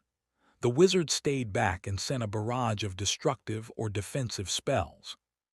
The reality was that the Duke only had some wizards left at this stage, as usually wizards are never sent into the first charge with the knights. But these wizards were also highly competitive as they represented the best of what the Duke had to offer, his inner circles, and a few remaining lords of the duchy. Sylvester only focused on the Duke and called Felix as well. Let's go. We must get that man to his knees and end this battle. The two friends rushed forward, weapons in hand. Sylvester remained grounded while Felix leapt into the air, slamming his sword vertically down at the head of the Duke. Sylvester, meanwhile, thrust the spear at the Duke's neck, the weakest part of any armor. Duke Demon, surrender, your forces are dead, Sylvester roared. Haha, the ants may be dead, but the real lion lives and fights in the sky. Did you think I'd come unprepared when I knew you had a grand wizard among the ranks?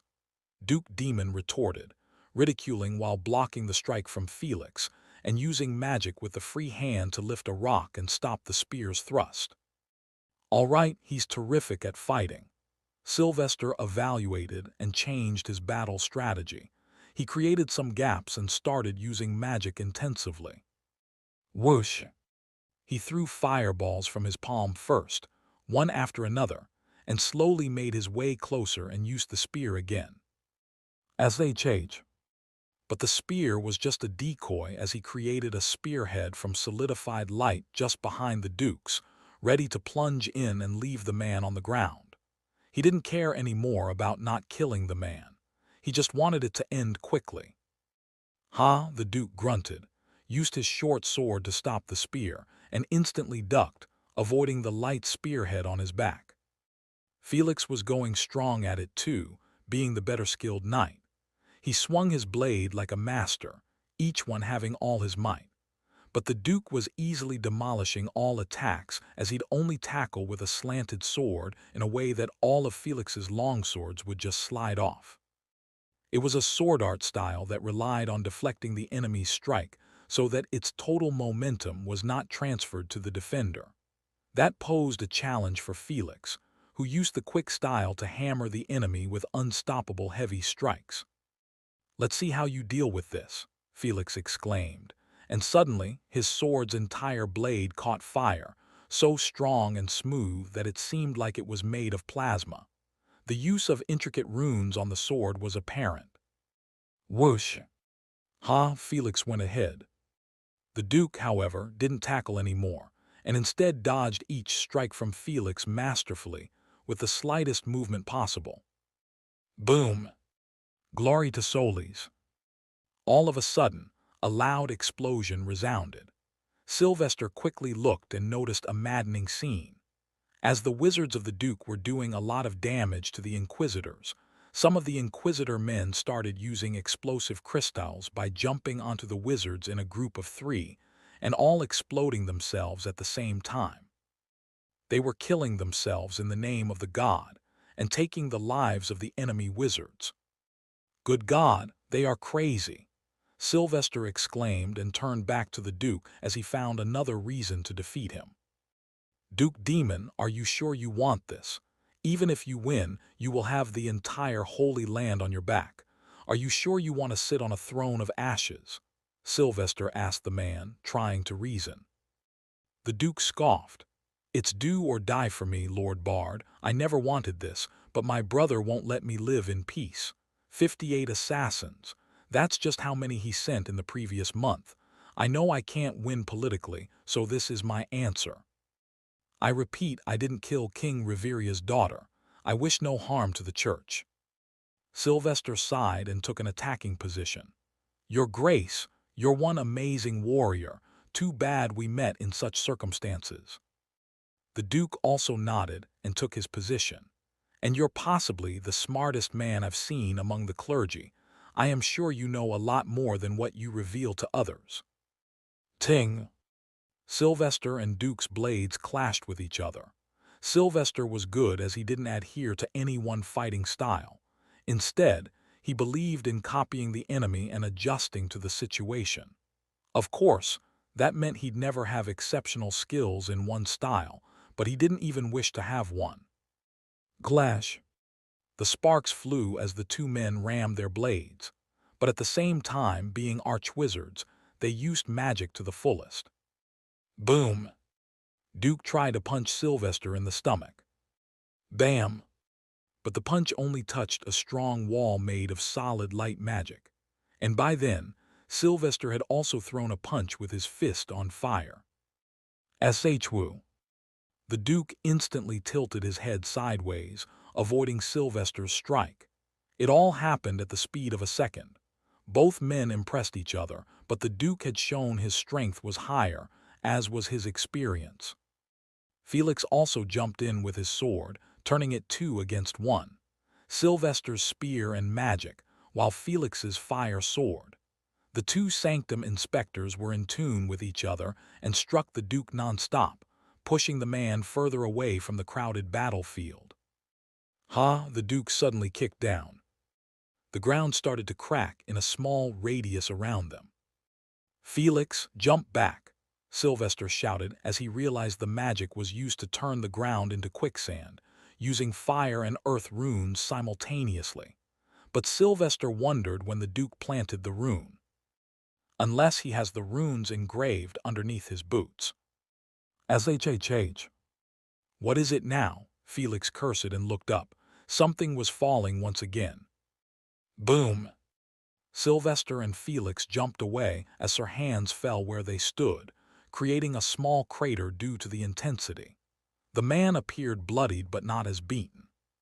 Sylvester helped him up quickly, expecting an answer.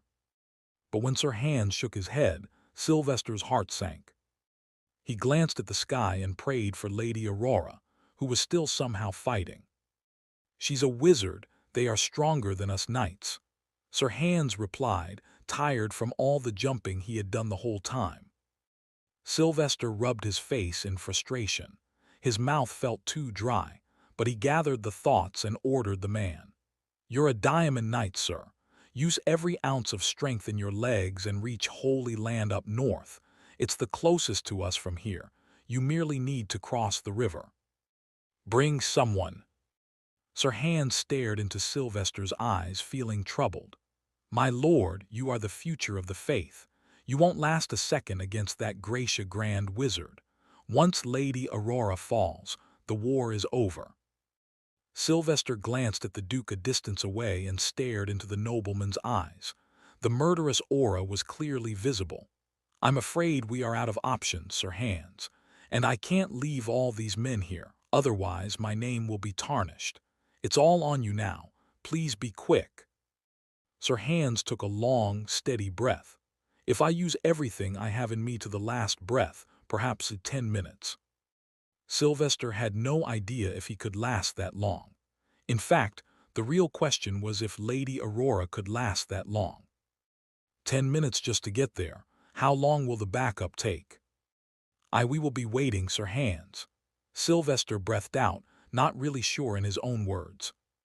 Sir Hans nodded and, without wasting a moment, used all his strength in his legs and leapt away, disappearing into the sky.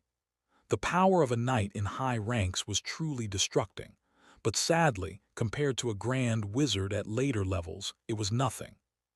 With Sir Hans gone, Sylvester blazed to the Duke again and struck his spear like he was dancing. Along with the spear strikes, he non-stop threw sharp, knife-like solid light at the man. But the Duke danced and jumped, rolled back, turned and twisted easily. The man avoided every single strike that Sylvester threw at the last moments. 1 second, Sylvester blurted and suddenly stopped. The Duke jumped a few feet back and appeared confused. What, Lord Bard? Sylvester kept staring into the man's extremely reddened eyes. 1 second, that's the limit of your future recite, right? The silence resonated, and slowly the dust from their recent maneuvers settled. Felix appeared shocked by Sylvester's words too, and clutched his sword hard in response. Ha ha ha, the Duke started laughing like a madman. He threw his helmet away and let his long, blonde hair flutter in the wind. Finally, you noticed.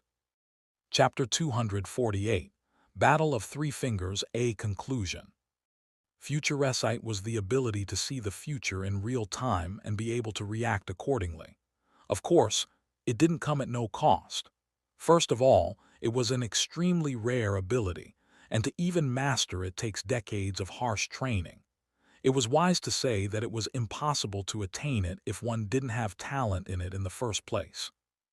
The cost of using it was hefty on the eyes, and if overused, it could lead to permanent blindness.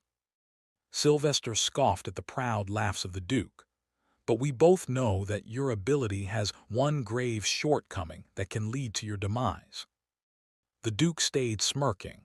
What can a pathetically weak, newly risen archwizard do to me? Stab me with your light. I only have to drag this fight until my great uncle deals with that woman. Sylvester sighed and glanced at Felix. Go and tell all the Inquisitors to leave the area. Go as far back as possible, or they will be caught in my attack. What are you going to do, Max? Felix asked. There was a hint of worry in his voice.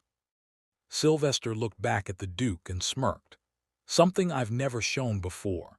He can easily avoid my wrath of heaven. So that leaves me no option but to attack with something from which escaping isn't possible within a minute. Felix's eyes widened in excitement, and he asked with a whisper, the large-scale move you were talking about. Sylvester merely nodded and started calming his breath to focus on the move he was about to make. The most destructive, large-scale attack.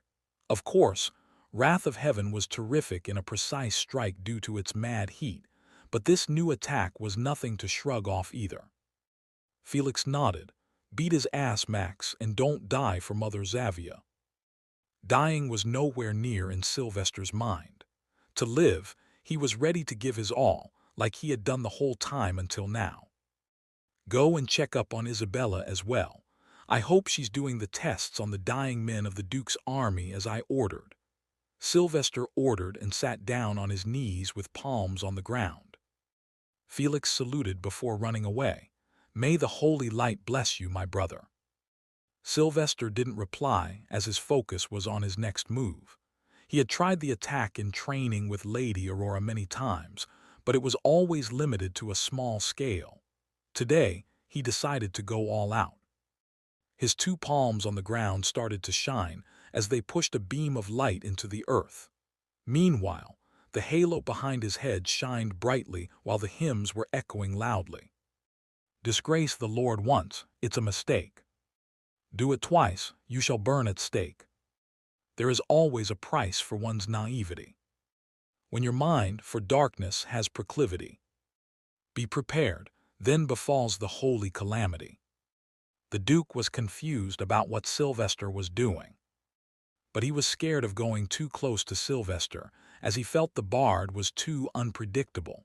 Moreover, he didn't want to get caught in something he couldn't foresee. Sylvester poured all the magic he had in himself while infusing the earth's elemental magic and light magic together. It wasn't even the usual light magic, but the same thing as what created the wrath of heaven.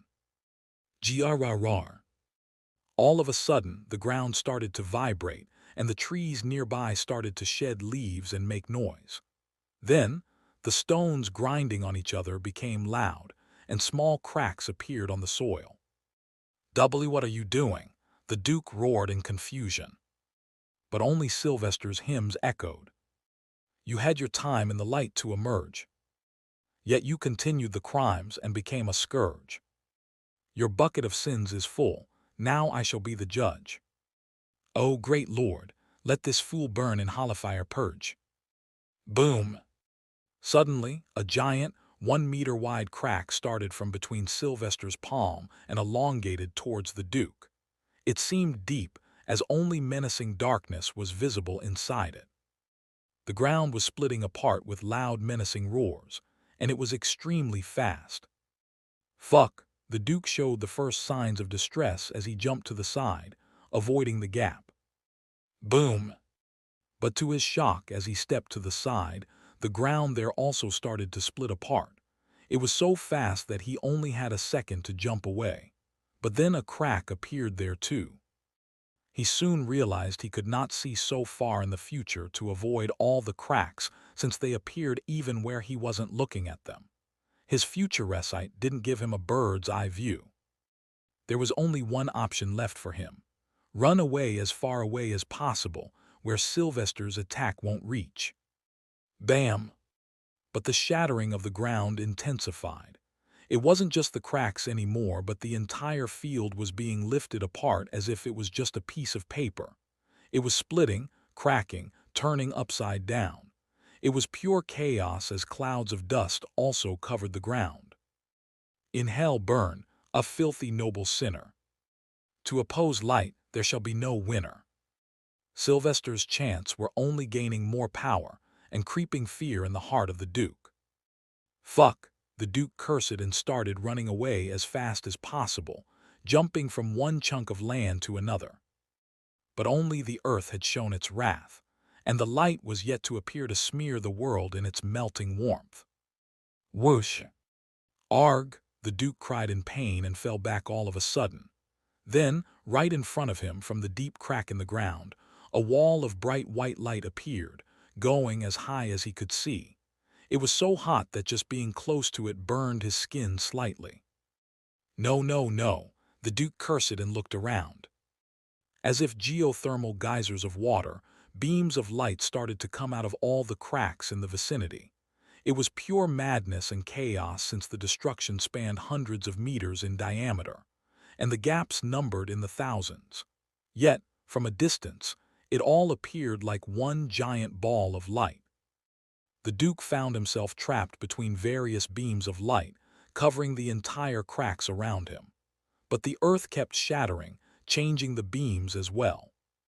But there was nowhere to run, and Duke Demon knew there was only one way to escape this: kill the origin of the mess. So he changed his direction and quickly made his way towards Sylvester, who appeared vulnerable as he had to kneel and focus on the attack.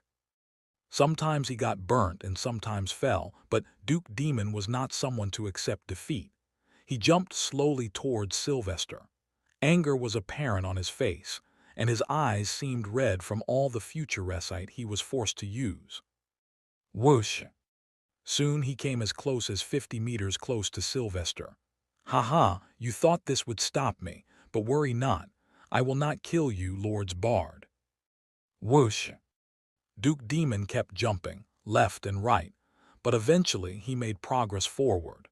Soon, 50 meters became 20, and he clenched his sword firmly while keeping his free hand ready to shoot a magical attack. However, Sylvester's hymns continued to resonate. Here comes the heathen that sullies this gentle land. On his own, he steps closer to death like a sacrificial lamb. The Duke made his final jump from an exploding chunk of land. Having already sensed with his future sight where the beam of light wouldn't arise, he went for the last move. Die, the Duke roared with full might, keeping his hands clutched to the hilt of his sword as he aimed at Sylvester's welcoming shoulder. Ugh! Just then a big smirk appeared on Sylvester's face, sending chills down the Duke's spine. But being midair, there was nothing he could do. He just hoped that his sword would soon touch Sylvester's flesh and bones. Whoosh! But dreams rarely come to reality. Everything happened so fast that the Duke couldn't even feel anything. But he saw it all, as his protruding arms with the sword got erased by the sudden beam of light that rose from where it shouldn't have. No pain, no feelings, not even ashes remained. Thud! The Duke fell back on a piece of land that appeared underneath him from nowhere. The madness of destruction also stopped instantly, and all the beams of light disappeared, leaving behind nothing but spots of molten rocks. Lava, it was called. Cough! You buffoon! Sylvester's voice echoed with a few bloody coughs. Of course, not everything was fine with his body. The dust clouds were slowly settling, and the tens of thousands of cracks on the ground remained filled with violent red molten rocks. But slowly, peace was returning as the cries of birds reached their ears again. Sylvester took a deep breath and walked while dragging one leg as if it was broken. His eyes, nose, mouth, and ears were bleeding simultaneously. He soon towered over to the Duke, who had fallen to the ground on his back. There were no arms anymore, though, nor was there any blood since the light beam had also burned and sealed it. Sylvester repeated the Duke's words. "Don't worry, I won't kill you, Your Grace." "Arg, my arms," the reality seeped in finally. "Why you, what have you done?" Sylvester also breathed heavily, having spent almost all of Solarium in him. So he knelt beside the armless body of the Duke and stared at him coldly. "I did what you deserved." Scared, the Duke kicked his legs to get away. What now?" Sylvester took out a small knife from beneath his chest plate and held the Duke's head firmly on the ground. "You may not even know his name, but he is someone close to me, and you took from him something very important. They say, an eye for an eye makes the world blind. But I say, if that's the price, it's justified, as long as it turns the world kind. So, Duke, let out all your cries, because I'm taking your eyes." En no Ajag. Chapter 249, An Offer. Some distance away, in the emergency sick bay, the injured were being brought as the war was over. Finally, the Inquisitors won, and most of the remaining men of the Duke surrendered after seeing the fanatic attacks of the Inquisitors blowing themselves up. It was something that could shake any man. After all, how was one to fight someone who didn't care about his own life? But the misery of those injured in the Duke's army was far from over. As they were brought to the camp, Isabella had to get to her work. Per her promise to Sylvester and the order she received, she had to experiment on them, their eyes in particular.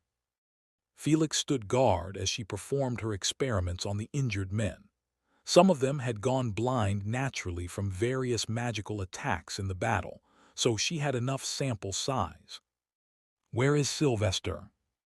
"Fighting for all of us. Just pray that he wins," Felix replied and silently watched over everything. So she got to work and tried to heal the nerve damage or fix the nerve connection to the eyes. She sweated, nervously trying to operate on the eyes, the most delicate part of the body. She couldn't really take the eyes out and reattach them. All she could do was try various ways to heal the eyes through magic. "Is my brother dead?" she inquired all of a sudden, an understandable question as the war involved her family. Felix shrugged. "He will likely live, but I'm sure he'll wish he was dead soon." Back in the field of raging mess, Sylvester showed no mercy to the man. He easily held the Duke to the ground even if he was tired. With one hand he pressed his head, and with the other he stabbed the knife. With wet noises he slowly moved the knife. It wasn't hard, nor was he soft with him. The Duke kicked his feet in pain and helplessness, but what could he do without his arms? His legs were useless, too, as Sylvester had gotten rid of the boots with runes underneath. The Duke cried and begged, for what Sylvester was taking was the most prized possession of the man. It held his most potent power. Don't do this, please. Sylvester continued. I gave you every chance to surrender, but you didn't. Now face the consequences of your actions. In the end, I won and you lost. Yig. Sylvester took one out and got to the other quickly. And no, please, I will tell you whatever you want. Yes, my wife was behind the murders of the noblewomen. I didn't agree with her, but it was the price I agreed upon in return for her services. Sylvester paused for a second. Why did she need noble women's breasts? Why did you dare weaken your own kingdom? The Duke cried, seeing no other option to save the remaining eye. She's a witch. Her power and beauty comes from strange sources. Hearts of newborns, milk of a lioness, fetuses, and pristine noble women's breasts increase her beauty and power. Sylvester felt so disgusted that he wanted to take the man's tongue out. What did she offer in return? Total control over all the lords in my duchy. She controls them with dolls called blood idols. If she harms the dolls, it will harm the real person. But I truly love her, and so does she. We married not for the deal, but for mutual feelings. Duke spewed out all the secrets. But Sylvester was not satisfied. A random woman saves you in the forest on a hunt, and she turns out to be a master witch, and she falls in love with you. Is there fool written on my face? What is she planning? Tell me, or I will continue. No, that's all there is, Bard. That's all it is. She's a witch. That's all there is to her. She's not evil. Her magic is. Sylvester pressed the knife near the remaining eye. Is that so? Then who is Sir Kenworth, the man who attacked Countess Melinda Raftel? The Duke shook his head vigorously. I don't know. I've been trying to find him too, Bard. That man tried to exploit what my wife was doing. We don't know any Sir Kenworth. It must be him behind Reveria's daughter's death too. Sylvester smelled no lies from the man, which worried him a lot. The mystery went deeper all of a sudden. Where he was hopping to end the mess and go home to rest, he was now left still searching for answers. But he continued. What you told me I already knew to some degree, so a promise is a promise, an eye for an eye. Sylvester scooped the remaining eye out and put it in a jar. Of course, it was useless, but he kept it to experiment later. After all, these eyes had the future recite. The Duke was in a lot of pain. Anyone would be after having their eyes forcefully taken out. The man growled and shouted all sorts of profanities. You mad fanatics.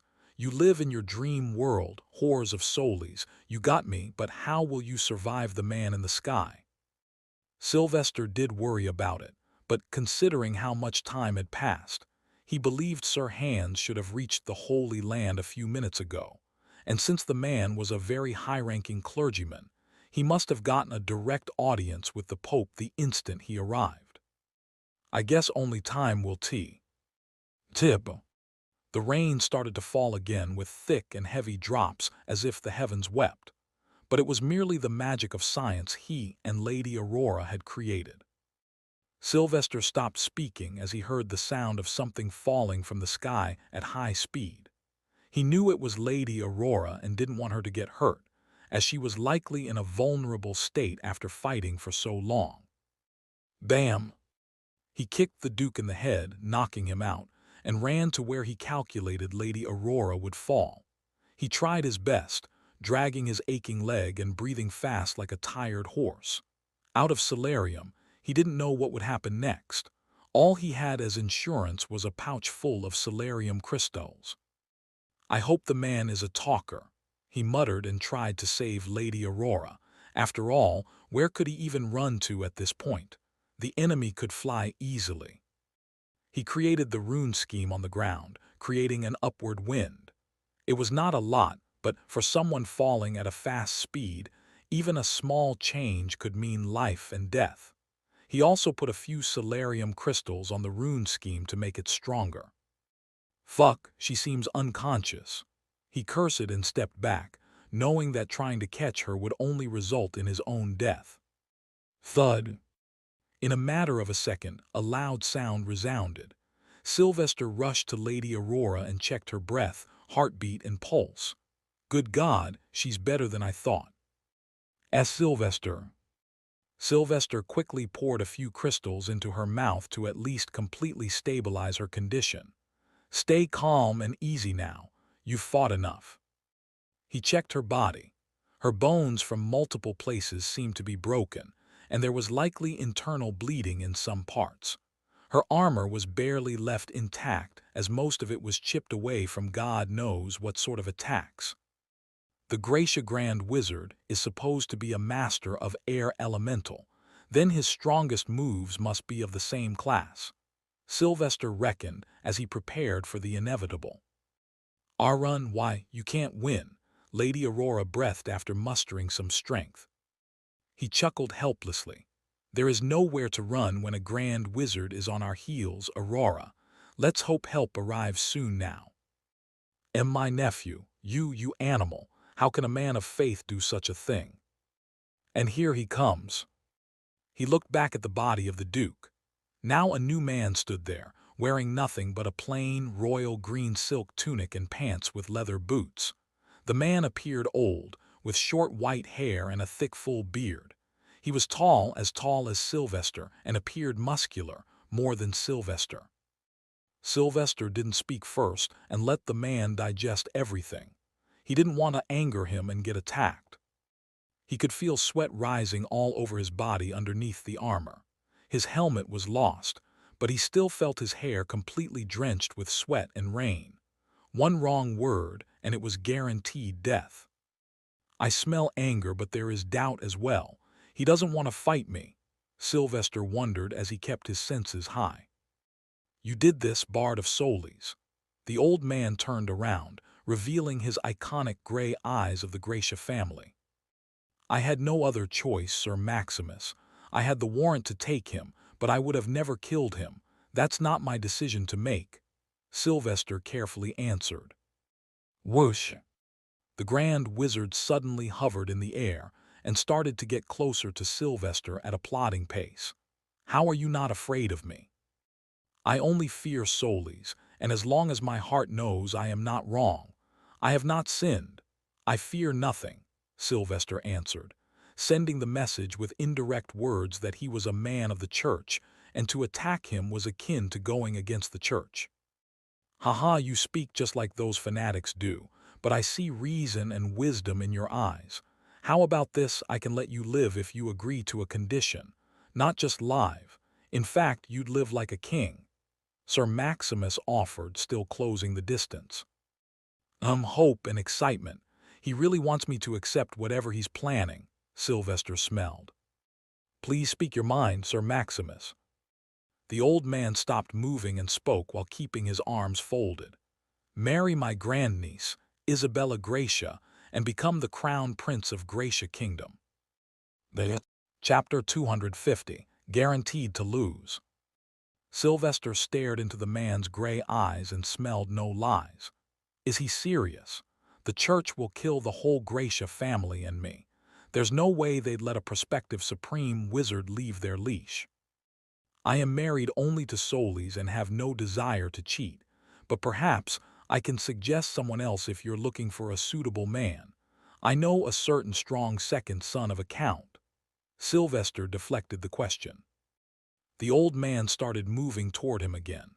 Sad, we could have brought back the old glory of Gracia just like at the time of the previous king. Gracia Empire, the richest empire to ever exist. Too bad my sister turned pathetic and my older nephew is up to no good. Demon was my only hope, and you doused it too. Get ready now, Bard. It's time to see how long your hymns and light shall last against my might. Fuck, I must delay more. Are you sure? Sylvester asked while also preparing to try something new. The moment I die, you will sign the death warrant of the Gracia family. giving King Reveria exactly what he wants. The old man didn't stop, however. You're naive to think that. The Holy Land needs Gracia to fight the Bysteria later. The Pope needs me and the other powerhouses. While you, an archwizard, you are nothing special. Sylvester knew the man was bluffing as he smelled the doubts and a hint of fear. I played on the lap of the Pope since I was a baby, so he sees me like a grandson. Not to mention, Inquisitor High Lord and Fifth Guardian are close to me. That's a lot of trouble for a little kingdom that's already hollowed by schemes of Masan. And that is why Demon was important, Sir Maximus boomed in rage. He was the future of Gracia, the future that you destroyed. Sylvester didn't fear anymore as he was done preparing. No, he destroyed himself when he married that witch, Sin in the eyes of the church. You fools have gone so blind in your thirst for the glorious old days that you fail to see the present. Be man enough to accept the consequences of your actions, Sir Maximus. Enough, insolent brat. Sylvester scoffed, and a hymn echoed suddenly as Sylvester raised his arms towards the sky, lighting them up. The halo also appeared with the first word. He kept the solarium crystals beside his body, touching him close as he tried to utilize them with his next move. While your honor sleeps, heaven weeps, crying when the light of Solis reaches us in heaps. Your wind may be your strongest defensive wall. Let's see how it lasts when the sky falls. Sylvester's hymn was a literal explanation of what he was trying to do. In the sky, even though the pale clouds were raining down, strong sunlight was still present somehow, basking them all with its warmth. So Sylvester tried to manipulate the weather conditions to his advantage. The raindrops suddenly started to turn bright white, as if shining. Then they solidified and turned into sharp needles, falling down hard, numbering in billions. With his manipulation, the speed increased even more, and each needle became a piercing arrow. They produced a streak of light behind them and made it appear as if the entire sky was full of long white lines. The scenes were mesmerizing to look at, but deadly for those who knew what it was. Sylvester was lucky enough that it was the season of Solis, the months when sunlight was most potent. Otherwise, this move would have been impossible. The sunlight wouldn't have been strong enough to affect the rain. As the sky got covered with shining raindrops, it appeared as if the entire heavens were coming down. Hence, he had named this Skyfall. Whoosh! Sylvester wasn't just manipulating the nature of the rain, but also their trajectory. He tried to funnel as many droplets as possible towards the Grand Wizard. Boom! It looked as if a barrage of modern bullets were hitting the old man hard. It soon made it impossible to even see the old man as the light covered his entire body. Was he being affected by it? There was no clear answer. The man was a grand wizard, after all, someone that Sylvester could not even imagine fighting at this point in his life. Not to mention, the man wasn't going to be sparing like Lady Aurora. Hence, each strike was a certain death. Boom! Sylvester's body was limping slowly, and his muscles were disappearing somehow. His skin started to become much paler as well. Sylvester himself questioned the state of his body. As this was a usual occurrence, whenever he forced himself to go beyond his abilities. He looked at his arm as he kept his palms towards the sky. On his right arm was a flesh wound that was bleeding until a while ago. But now, he noticed that not only had the wound dried up, but the blood in it was disappearing as if evaporating. What's happening to me? Where is my blood going? Arg, he felt pain, a lot of it. Though thankfully, it appeared that the barrage of sharp lightning drops affected Sir Maximus as well, at least by restricting him from viewing his surroundings. Is he hurt? That shouldn't be possible with this weak attack. He wondered, knowing that this Skyfall move only appeared deadly, but in reality it wasn't very strong, not at all when he was exhausted. Still, Sylvester gave his all, using all the crystals he had. He stayed on his knees in front of Lady Aurora the whole time, protecting her from any abrupt attack. Every pore in his body bled profusely, only for that blood to vanish eventually. "Where is the damn backup? I'm at my limit," he cursed. Thud. Sylvester kept the Skyfall going for a minute, which was his limit in the current state. And shockingly, Sir Maximus was, by the end, standing on the ground as the raindrops started to slow down. Clap, clap. Loud claps resounded while the dust settled. "Marvelous, brilliant, I'm shocked, Bard, you brought me to the ground." Sylvester felt his shoulders falling. Sir Maximus didn't seem affected. Not even a speck of dirt was on his body. He was unscathed completely and remained smiling. "Shocked?" Sir Maximus asked while stepping forward. "You merely shrouded me in light and blocked my vision, that's it. But I must say that attack was spectacular, but only if it was equally as deadly. But what now? I can simply walk to you, grab you by the neck and kill you." "You are nothing to me." Sylvester scoffed as he smelled the doubts in the man's mind. "Then why haven't you done it yet? You're a mighty grand wizard, so why are you afraid of a little bard?" "Arrogant," Sir Maximus bellowed and punched towards Sylvester even though they were meters apart. Boom! A strong gust of wind erupted from the Grand Wizard's fist. It traveled towards Sylvester and Lady Aurora, with its many blade-like currents, whirling violently. "So you choose death," Sylvester growled tiredly. He leapt back and quickly grabbed Lady Aurora's longsword. Thud! He plunged it onto the ground right in front of himself, while he stayed on his knees, hiding behind the broad blade.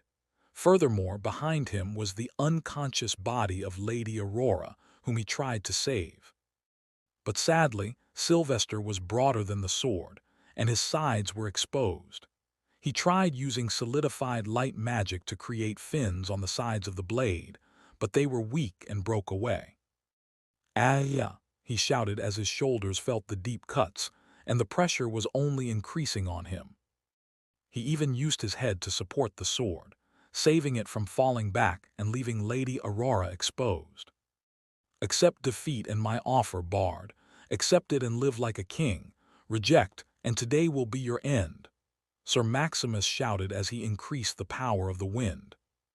Sylvester gritted his teeth and shut his eyes as they felt too heavy. Having bled profusely, he knew not how much body mass he had lost. He didn't let the sword sway at all and stayed on his knees, nor could he afford to let that happen.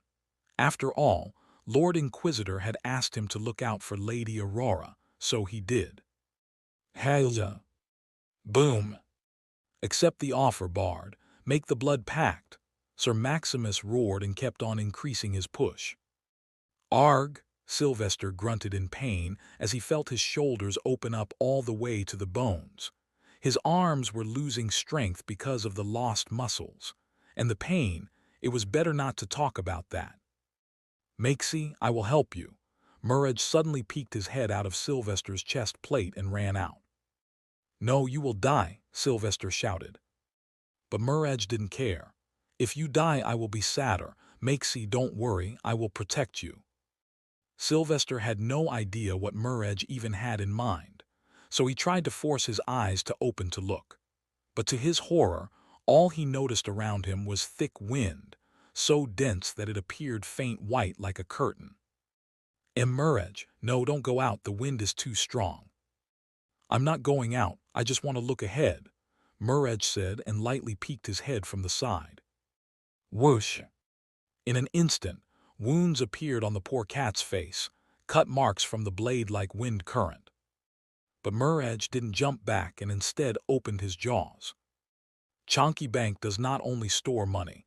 I can take everything in my tummy," Murrage proclaimed and used his interdimensional belly. Whoosh! From Murrage's mouth, a large suction force came and started sucking in all the violent gusts of wind, instantly reducing the load on Sylvester. Murrage's mouth acted like a vacuum cleaner at that moment and reduced Sylvester's pain by taking some of it. But Sylvester felt pain in his heart as he noticed Murad's face get covered with wounds, because not all of the wind could enter his mouth at the same time. Some of the wind blades would still cut him. "No, I won't allow this." He closed his eyes and tried to create a shield of light in front of Murad's face, but he failed every single time as it would break apart. Helpless, hopeless, but Sylvester knew he only had to last a bit longer. "Give up, Bard, this is merely the beginning of my power," Sir Maximus threatened. Finally, Sylvester cheered instead. A smile appeared on his face as he smelled a few emotions from the distance, filled with rage, anger, hate, and worry. "Hazha!" he shouted as the wind became unbearable and he couldn't feel his shoulders anymore. "Quick, I can't hold it for too long." "Meow," Murad shared the same feeling. He didn't know who had come to help, but he hoped it was someone powerful. Bam! Sylvester. Abruptly, the wind decreased as if someone had shielded him from the front. Not to mention, the voice felt highly recognizable. Sylvester forced his heavy eyes to open and look. There he saw a mighty tall man in white armor and clothes, dark-skinned, and with a thin strip of cloth on his. Sylvester's heart skipped a beat as he felt energized by the sight. What how? Sir Dalaran. Chapter 251, Bloodrain. Sir Dalaran. Sylvester's jaw fell as the tall man was supposed to be resting on the bed in the Holy Land. It had been about 2 months, and that was not enough time to learn anything, let alone be on a battlefield. "Lord Bard," Sir Dalaran's calm voice rang in Sylvester's ears. How are you here? And why are you here? Please move out of the way. That man can kill." It suddenly struck Sylvester. Sir Dalaran shouldn't be able to stand in front of Sir Maximus' attack for even a minute, let alone block it and appear so comfortable. Not to mention, Sir Dalaran didn't appear strained at all and instead faced him calmly. "I shall explain everything later, Lord Bard. Let's move first and allow him to actually help you." Sir Dalaran walked closer to Sylvester and helped him up to his feet by letting his shoulder be the support. Then he walked closer to Lady Aurora, picked her unconscious body over his other shoulder, and moved away. Sylvester looked back to see who had actually come to help, but to his dismay, he didn't recognize this person. However, something told him that the man was not simple, absolutely not with that kind of bloodied attire. The man appeared at least 7 feet tall, lean, solid build. He wore purple clothes under his minimalistic silver armor covering only his shins, chest, and shoulders. The most eye-catching thing about him was his headgear, which consisted of a long, silver, conical helmet with a metallic expressionless face mask which covered everything till his shoulder and lower neck. In addition, there was some barbed, long spiky wire tied around the forehead that also went up. Then there was a sword, longer than what any ordinary man would use. Its hilt was also covered with metal spikes, going until the middle of the blade. All of it was silver and, for some reason, completely covered in blood. However, more striking was that, on the man's visor, the eyes were constantly bleeding, as if the man was crying blood. /N, see him here. "Who is he, Sir Dalaran?" Sylvester asked curiously while he also groaned in pain. "That's Magnus Constantine, famously known as Bloodrain, the second guardian of light, the 4th strongest being in the church's arsenal, and he's also blind like me. Don't worry, he will sort out the Gracia Grand Wizard." Sir Dalaran explained and dragged Sylvester and Lady Aurora as far away as possible. "That's so relaxing to know. Finally, some good help." Sylvester took a sigh of relief. He then kept looking at Sir Dalaran. "You look different. How did you become more muscular, and how are you seeing?" "I can't see, Lord Bard, and yet now I see more than I used to. I will explain later. Let's bring you to safety first." Sir Dalaran decided to stay mysterious for a while. So Sylvester focused on the stalemate behind him. The Bloodrain had easily stopped Sir Maximus with a swing of his swords. The tall, holy guardian of light's eyes wept with blood as a pain-filled voice echoed. Why must you tarnish the sacred soil? Why must you anger me, make my blood boil? Don't meddle in this, whore. Sir Maximus couldn't finish speaking. Poof! Sir Maximus' left arm entirely blew apart as it exploded from inside into little pieces. The cloud of blood also appeared so thin that it seemed like mist, but Lord Second had not even moved an inch. Ag! Sir Maximus cried in pain as the incident registered in his mind. Sylvester, who was watching it all, stopped moving with Sir Dalaran. What? How did he do that? Is the gap between the different levels of the Grand Wizard so high? Sir Dalaran also looked. Lord Second is proficient in a rare and extremely dangerous branch of magic called blood magic. It falls in the dark magic category, but the way he uses it, it's purely destructive. He merely boiled the blood in the arm of the gracious Grand Wizard. Sylvester just eyed the strange, powerful man with conflicted feelings. Why do I feel so much pain, sorrow, and anger from him? It's all constant. Thud. While Sylvester was busy thinking, Sir Maximus lost his other arm too, as he tried to attack Lord Second. The gracious Grand Wizard then just fell to his knees and looked like his grandnephew, armless. It sure was a strange day for the Gracia family, as in a single day, two important family members lost their arms in combat, both to members of the faith. For meddling in the work of the faith, I am obliged to arrest you. If it were for me, I'd have recovered the price of harming the holy law from your blood, but I must take respite in seeing your family name dragged into the mud. Bloodrain, Lord Second, dragged the old Grand Wizard of Gracia by the hair and walked towards Sir Dalaran. Alarg, take your hands off me, you mongrels of the church. It's because of you that the Gracia Empire fell. But Lord Second didn't respond and arrived near Sir Dalaran. The tall, mighty man raised his free hand towards Sylvester and did something invisible to the eyes. Sylvester felt something and noticed his wounded shoulders, which had such deep wounds that even the bones were visible, were now getting healed quickly. The muscles returned, the blood vessels returned, and then the skin. In a matter of seconds, Sylvester felt healed. Bloodrain then patted Sylvester's shoulder while tears of blood slid from his eye socket in the visor. Bard of the Lord, today we ultimately meet. I am proud that until the end, you didn't accept the defeat. Instead, you held your ground against this heathen noble. Sylvester stood straight, leaving Sir Dalaran's hold as he didn't feel injured anymore. But he showed his due respect to the inspiring man. Not to mention, he went a little extra, wishing to leave an impression in the latter's mind. So Sylvester saluted, with both arms crossed on his chest. He bowed his head a little and spoke a little hymn. I can see you are blessed by God. Your words mean much to me, my lord. This bard thanks you for raising your sword. But I hope the crimes of heathens won't be ignored. Sylvester had already made a few guesses about what kind of man Bloodrain was. From the emotions of constant anger, pain, and sorrow, he knew that this man was similar to Inquisitor High Lord, highly religious, righteous, and straightforward. So he also took a hardliner approach to impress the man, which almost certainly seemed to work as he smelled a hint of tulips from the man, signifying that worship had been induced. God, I love my halo so much. It's the best thing to ever happen to me. Sylvester felt satisfied in his heart. Bloodrain nodded and raised his arm again. This time he didn't touch it but merely hovered it over Sylvester's shoulder.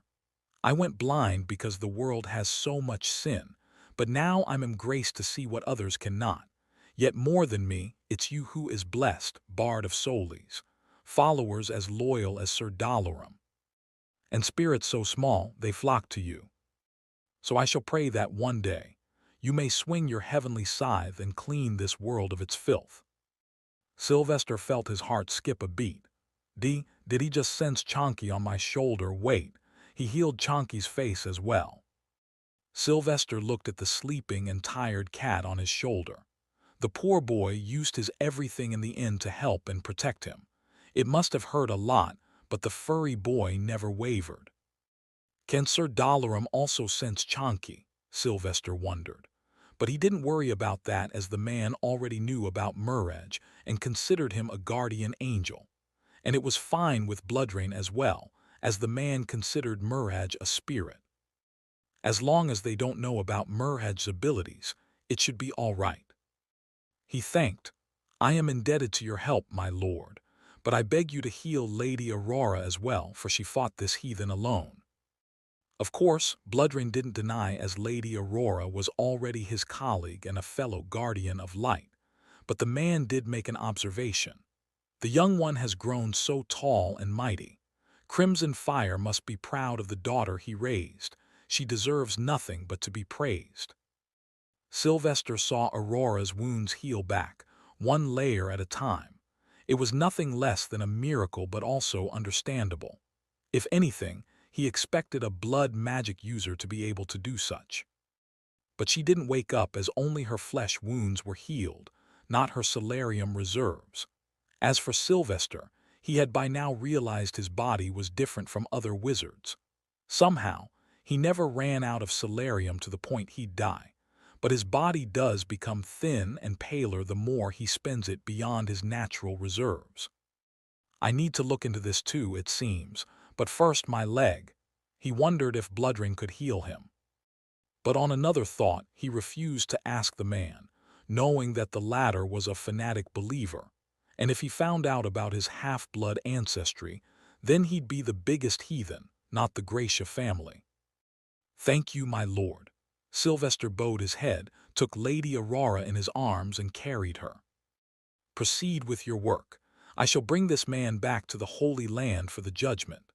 Bloodrain replied and dragged the armless Grand Wizard along. Sylvester and Sir Dalaram waited until the man disappeared from the vicinity. How the Bloodrain traveled so fast, they didn't know, but it certainly wasn't flying. Moreover, the man was an enigma to Sylvester from his personality and sense.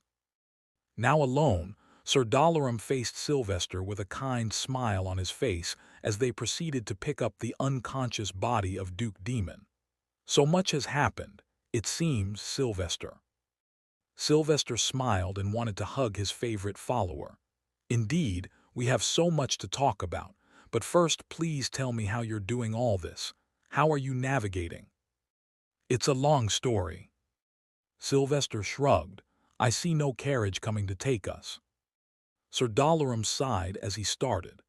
It happened when I tried to train in that echolocation you spoke about and kidnapped a child to run from the sick bay.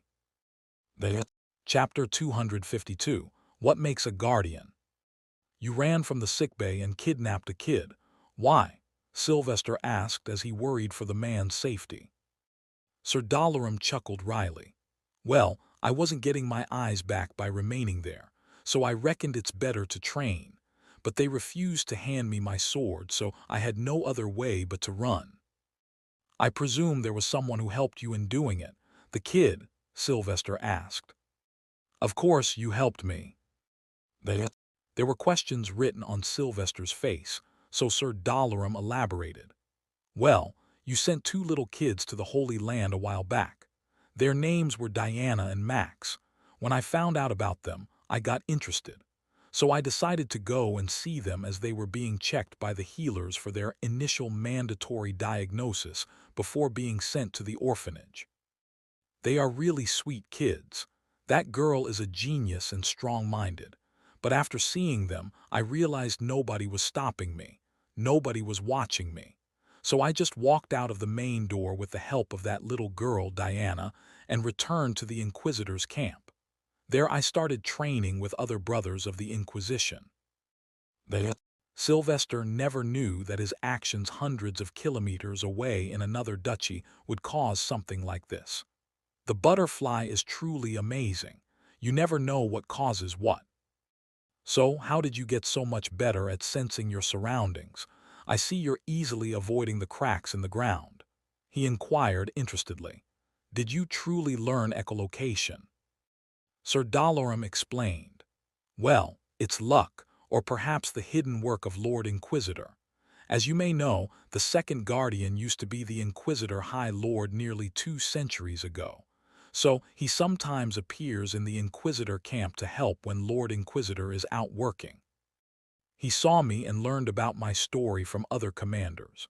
So he decided to help me understand how to live a life of blindness. Although his way of sensing his surroundings has something to do with his blood magic, he was able to help me to stay calm and use my other senses to the fullest, like the smell, touch, and hearing. So now I have started grasping the concept of echolocation as well, as now I can create a simple textureless linear structure according to the noise that reacts with the environment in my mind. Living in a colorless world, I can't imagine being him. Sylvester sighed as he heard the story. Although it was very positive, he knew that these limited abilities would harm Sir Dalaran in one way or another. I am working to find a way to heal your eyes, Sir Dalaran, so I'm sure soon you will be able to see me again, Sylvester replied, sounding firm in his promise. But Sir Dalaran didn't immediately reply. So Sylvester elaborated. I have a few people who are urgently looking for a way for the cure. I'm sure magic can do it. Nerve damage is extremely hard to fix, but if people like Lord Second can use blood magic to fix wounds, I'm sure there is healing magic for the eyes. Perhaps across the sea, maybe. I'm not sure if I want my eyes back, Sir Dalaran muttered. Not having eyes has taught me something new, something great. There is so much detail to the world that I could not see before. My vision was, in reality, dulling down so many things because they were so easy to ignore unless you were specifically looking for them. Now I smell, I hear, and I sense a great many things, which in reality can be amazing as a fighter. But you'll be against enemies who can use magic, so how will you counter them? Sylvester argued. Sir Dalaran sighed and shook his head. I am physically limited in terms of power, Sylvester. I can never fight against someone many times stronger than me, so believe me, you don't have to worry too much. You need not rush. As long as I can have my vision back to see you take the holy throne on that inevitable day, I'll be the most satisfied person in the world. This fool, I can already sense the hints of doubt in his own words, so he doesn't wish to cause me to worry. Sylvester read the man like an open book.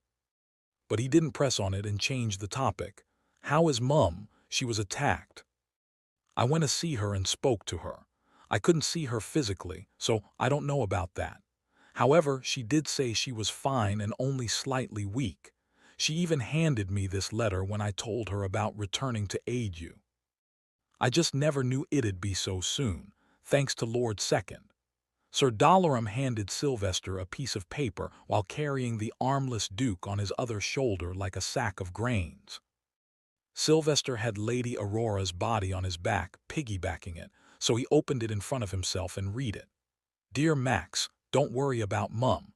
I am fine and eating very well. Raven is helping me a lot and soon I will be able to get back to work. The wounds have been completely healed, so please be at peace. Don't rush your work because you will find me right here whenever you return. Love you and take care. Sylvester crumpled the paper and put it in a pocket. She didn't write this. I know her handwriting. She likely dictated it and Raven wrote it. Sir Dalaran sounded disappointed as well. She likely does not wish to worry you, Sylvester. Aren't you doing the same? Sylvester thought in mind. But he felt more worried for Xavia now as he didn't know her actual condition. Her neck was stabbed, so I'm sure she also lost a lot of blood. Her entire body must be fragile right now. That bastard. Was it King Reveria? Sir Dalaran asked. Who else could it be? The man came after me, it was acceptable, but he crossed a fine line this time and will pay greatly. Let's rush a little. My work is not even half done as of now. Sylvester increased his pace. What are you planning, Sylvester? I'll let my actions speak, Sir Dalaran. What? Sylvester and Sir Dalaran soon arrived at the Inquisitor camp. A lot of dead bodies were placed on the ground in a few places. An extreme majority of them belonged to the Duke's army, however. In contrast, the dead inquisitors had been placed in a much better place with a white cloth on their bodies. Pyres were being set up for them. Sylvester placed Lady Aurora on an empty makeshift bed and called the healer.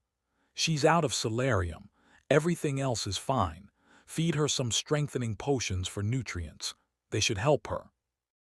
Then Sylvester walked to the most guarded makeshift tent and placed the Duke there with metal chains bounding the legs. The man was now officially a prisoner. "Old man, whoa, what are you doing here?" Just then, Felix's loud and excited voice came from behind. Thud! And before anyone knew it, Felix had jumped in to hug Sir Dalaran like they were childhood buddies, which they were in a way, as Sylvester had known Felix since he was 8. Sir Dalaran laughed heartily and patted Felix's back. "I hope you're doing well, Felix. I see you have become heavier."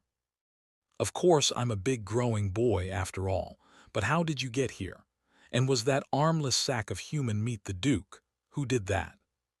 Sylvester replied in the fewest words. "I chopped the Duke.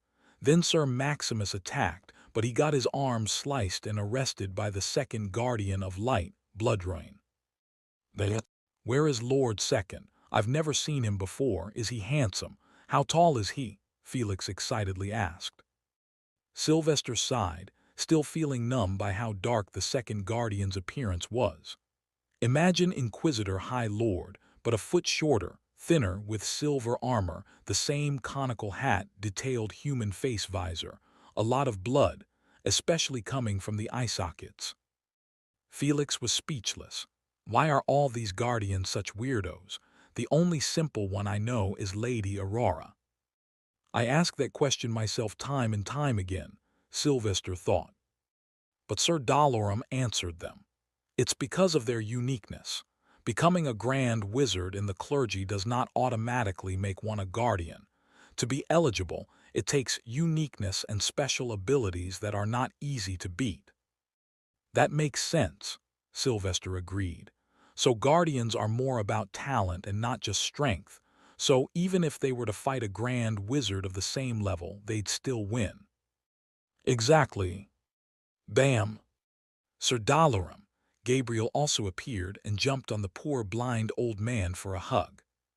But Sir Dalaran just smiled, and he seemed genuinely happy. After all, the man had seen them grow from kids. But Sylvester decided to move on with the rest of the mission. "Everyone, enough talking. Now let's get ready. We still don't have the witch in our hands.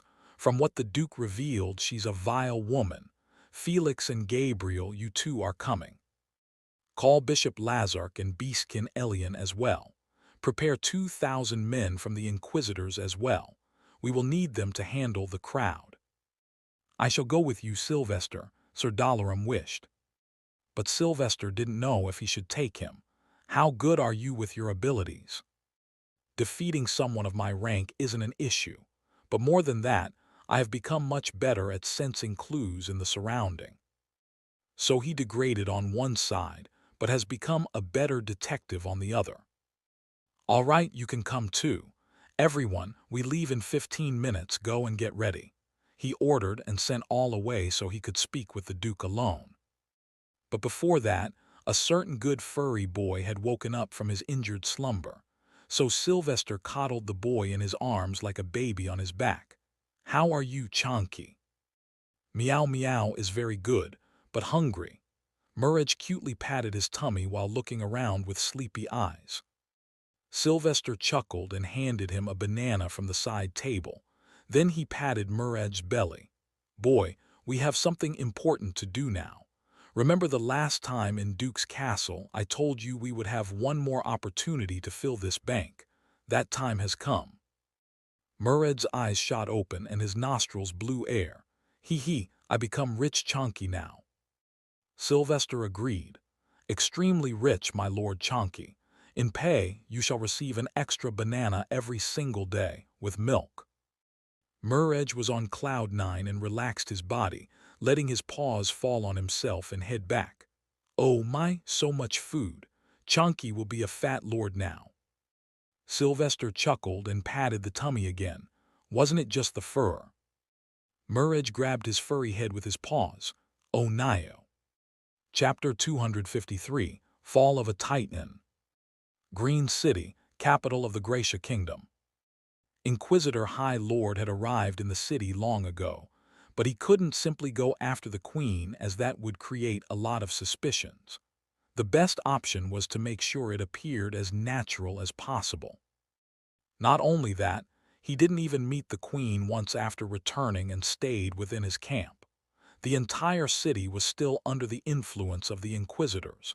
Not to mention, the king was now busy with the declaration of war by the Reveria. Many men had lost their night's sleep over the past few weeks. The entire Duchy of Ironstone had gone silent on the king's administration, and one of the Grand Wizards was also missing. So the Gracia Kingdom was under tremendous pressure and fear that if the Reveria did launch a major attack, then this time their defeat was guaranteed. So that left the Inquisitor High Lord with a lot of room to work with. He organized gatherings indirectly. He funded the many small parties, where drinks and other sins were the norms. He ensured that the Queen always knew about it. After all, the gatherings were held near where the Queen lived, in her tower. In addition, the church had many loyal members in the Gracia administration, which helped. The Queen had retired, so she usually spent most of her time in leisure. Being paralyzed from the neck down, she could only move around on a special wooden chair with wheels. Even then, she needed a servant to drag her around. The same servant was responsible for getting her food and drinks and maintaining her hygiene. "Mary, bring me another glass of wine. I wish to have a pleasant sleep tonight," the Queen stoically ordered her servant. "Yes, Queen Mother." The large hall was filled to the brim with nobles from all across the kingdom as the discussions for war were going on. Laughs, talks, and many words of worry were common there. This time, however, there was a guest who usually avoided even entering the royal castle. Inquisitor High Lord stood out among all due to his tall height, outfit, and aura. Everyone would cower in fear and make way for him to proceed. Only a few strong-willed ones would bow their heads and greet him in the church style. But Lord Inquisitor walked straight to the Queen and stood beside her. The party then continued, and he talked. "It must elate you to see your kingdom on the brink of collapse. Your family has fallen into all the enemy traps." Queen Rixina chuckled. "Yet here I am, delighted and enjoying this gathering. I can't wait to see the armies of Reveria march into these streets and take everything. Perhaps, then the Holy Land will realize their mistake." Lord Inquisitor's eyes flashed red, annoyed and angered at the blatant disregard the woman had for the people of her own kingdom. "The only mistake was to allow you to rise to the throne after your husband's death. Even if merely a few years old, your son would have been a better ruler." The Queen sneered and took the glass of wine her servant had brought. "It's not I who failed, my lord. It's the faith that failed us.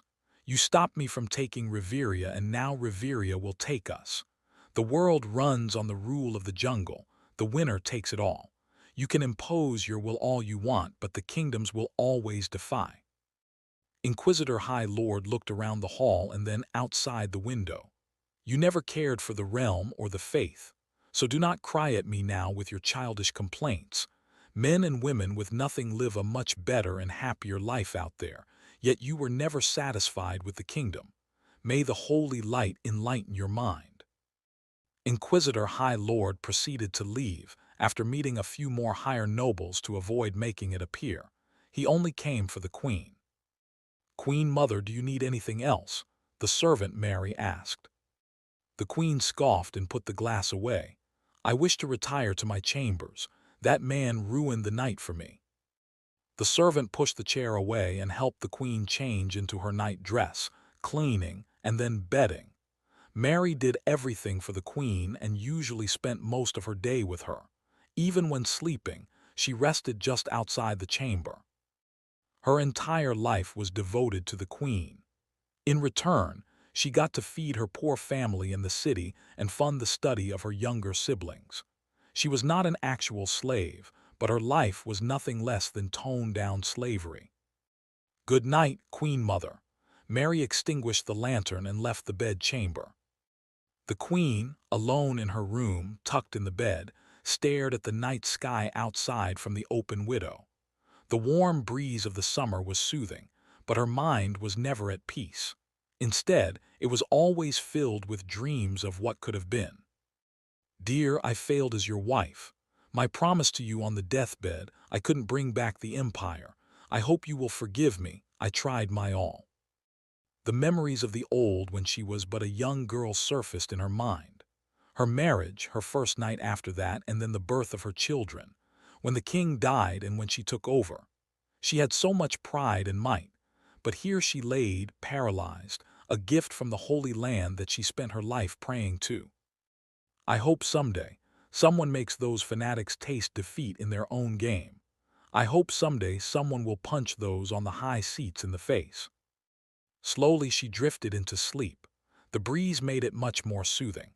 In calmness, with a smile on her face, the Queen remained unmoved. The whole night, no one knew that the Queen had silently been reproved by the Holy Land. Ting! Ting! In the morning, first came the loud cries of the servant Mary. Then came the loud bells ringing across the city, declaring that a royal had fallen. In the large monastery, Inquisitor High Lord stood in front of the bell on the roof as it rang. Beside him was a bald man with no hair on his face. Wearing commoner's robes, the man appeared as unnoticeable as a pebble on the street. So a chapter ends for the Gracia Kingdom. Finally, the last Gracia royal who saw Gracia Empire is gone. It wasn't easy. Inquisitor High Lord nodded as he stared at the bell. "How did you do it without being noticed, Saint Cyr?" The bald man grinned evilly. "A true craftsman never reveals his true skills, my lord. But it's you, so I will tell you. I simply poisoned the servant of the Queen. But the special poison wasn't deadly for the servant. Instead, her breath became poisonous. Over time, since she remained so close to the Queen, her breath poisoned the Queen. It was a peaceful, painless death, Lord Inquisitor." The big man in red didn't say much about it. No one ever knew what went on in the mind of Inquisitor High Lord. "Thank you, Saint Cyr. Did you bring what I asked for?" The bald chief spymaster of the Pope took out a small vial that had nothing in it. "I did, but I can't give it unless you tell me why you need it. Holy Father's orders." The Inquisitor High Lord looked towards the royal castle in the distance. "One Titan has fallen, but the other one remains." Saint Cyr's face turned excited instantly, and he handed over the vial. "Ah, I never took you for a scheming man, my lord. Such surprising times we live in. Well, I must leave now. Please use this vial wisely. A single one is expensive enough to bankrupt an entire kingdom." No more words were spoken, for they were never meant to be. The future was something none of them could foresee. Will it be full of turmoil or calm? For now, there was no cure for the qualm. Ironstone Duchy, Duke's Castle. Sylvester arrived with the Inquisitor army and took over everything. The town and the castle didn't have many guards and defenses left, as most of the powerful members had gone to battle. Even the people didn't oppose and hid in their homes, in fear. "1,000 of you shall take over the town. 500 of you take the monastery, and the remaining 500 follow me into the castle," Sylvester ordered the army. The men saluted and dispersed quickly, while Sylvester, on foot, marched to the 3 walls of the castle premise. Felix and Sir Dalaram were walking on his side while the rest were behind him. "We have captured so many lords, Sylvester. Are we going to ask for ransom? We have a noble from every house in the duchy," Felix asked interestedly. Sylvester agreed solemnly. "We have spent a lot in this war, Felix, so we have to find ways to recuperate the cost at least. But we will let a few good lords go as long as we have proof that they were manipulated by the witch." Boom! Just then they arrived at the first wall of the castle, and a loud magic cannon fire resounded. The cannonball landed right in front of Sylvester. They all looked up and saw a few royal knights in full armor. They were preparing for another cannon strike. At that, Sylvester waved his hand, and an inquisitor came running with the flag of the Duke. He waved it clearly and roared, "The Duke has lost the war. Surrender the castle, or all of you shall be treated as heathens for opposing the church. You will be killed along with your family if you have any." Sylvester waited for a few minutes as he heard some discussions at the top of the wall. There was even an argument from the sound of it. But eventually, a white flag was waved, and the doors were opened. Sylvester then moved in, and slowly all three gates were opened, giving them full access to the castle's surroundings. All the guards were also arrested and imprisoned outside the walls. "Lord Bard, Lord Bard."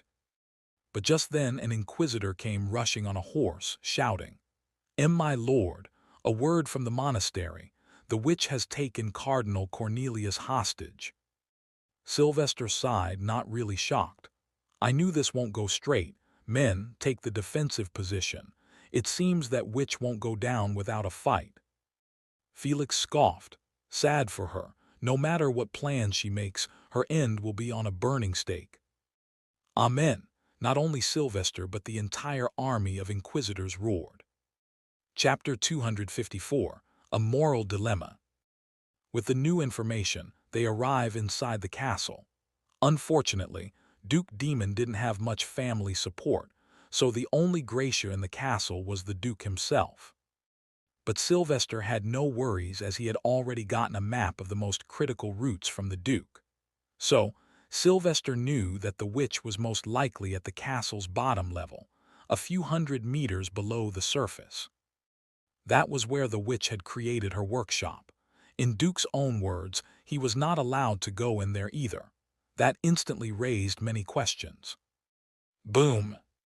But the moment they stepped into the castle, the giant, tens of meters tall gates got loose and started to fall on them. But thankfully, they were so big that they needed time to fall, enough that all the men could jump aside. Thud! A cloud of dust emerged, and they coughed. But Sylvester used a simple air spell to clean the whole area to ensure he had his eyes on his men at all times. He had more worries now, though. "It seems that witch has placed many traps for us. This is going to be a very annoying journey. Sir Dalorum and Elian, you two have the best natural sense, so walk with me at the front. Bishop Lazark, please create a few skeleton undead and send them 50 meters ahead of us." "Understood, Lord Bard." Bishop Lazark took action fast and went out to summon an undead skeleton that was at some point buried underground nearby. After that, in the lead was the undead. Sometimes, the poor undead got shot with an arrow coming from the ceiling. Sometimes it caught fire spontaneously, and sometimes it tripped and fell due to sudden spikes on the land. Not only that, Elian and Sir Dalorum were also announcing whenever they'd sense anything strange. They had already smelled some oil hidden in the ceiling that was to fall on them and start burning them. What a mad woman! For how many years has she been preparing for this? Gabriel wondered annoyedly. Everyone else shared his thoughts as well. The Duke said he had given the witch all the permissions to do whatever she wanted in the castle. She was, after all, the Duchess. Her man must have been busy working while she did all this. "Let's keep moving," he ordered, and the march continued. Over time, they came across a lot of traps, but then they arrived at a place Sylvester purposefully wished to reach. It was the treasury room of the castle, and it was just behind a steel door, the same door whose key Sylvester had gotten from the Duke. "Let's keep moving, men," he urged everyone. But he had a small chat with a furry boy on his shoulder. "You have the key, now go in there. Take more than half of all the gold and valuables and return to me fast. I will purposefully go slow until you're back." Murad's mouth had an unnatural grin the whole time. "Hee, I am Speed, Makesy. Worry not, I'll be back in a jiffy." And with that, Murad zoomed away like an arrow, jumping from Sylvester's shoulder and going to the large metal gate. He then waited until all the Inquisitors had left to open it and slid inside sneakily. Thud! But what waited for him, even he was not prepared. He fell on his furry ass in shock, and his blue eyes shone gold. His jaw hung open, and drool fell like a waterfall. BB Bananana, Murad was officially broken, and perhaps in love with money. Eventually, nearly 20 minutes later, Murad returned to Sylvester with a big shining smile on his face. He looked particularly white and furry for some reason. "How was it?" Sylvester asked. Murad grinned and showed a gold coin between his jaws. "Hee makesy, we're rich, very rich." "How much was it?" Sylvester wondered in silence, but he couldn't speak loud as they finally reached the serious parts of the basement. After going below the third level of the basement of the castle, everything turned crude. As if nobody had bothered to keep this part tidy. There were no torches. There were no carved walls. It had started to appear like a cave system that went narrow as they proceeded. It all felt like a mountain was carved and went deeper, one level at a time. They found nothing on those levels, but now and then, they'd discover wild rats big enough to be called dogs. Those needed to be killed as they were annoying. "Fuck, these bastards don't know what fear is." Felix cursed as he swung the sword to kill the rats. Sylvester didn't want to spend too much magic as he feared he'd need it in the confrontation against the witch, so he used his spear as well. There were 500 of them anyway, and the rats were weak, so it was not much of a bother. "This is annoying," Sylvester added. But they made progress no matter what. After who knows how long, they arrived at the bottom level. Everything was pitch black, and the surroundings seemed like a carved cave with damp walls. They were deep underground, and there was a sea just a little east of the castle, so it was understandable. But what caught their eye was the large, rusted metal door at the end of the cave. The door blocked the only path, so it was the only way to go. It was made of some sort of blood-red metal, and on the door was the carving of some strange runes, as well as a skeleton head with a crown. Even above the door, a few skeletons were carved on the stone. Why do they always use skeletons? Felix wondered. It's the worst way to tell everyone, "Oh, the evil witch is here, come in." So dumb. Sylvester chuckled and walked closer to it to observe, but he was careful not to touch it.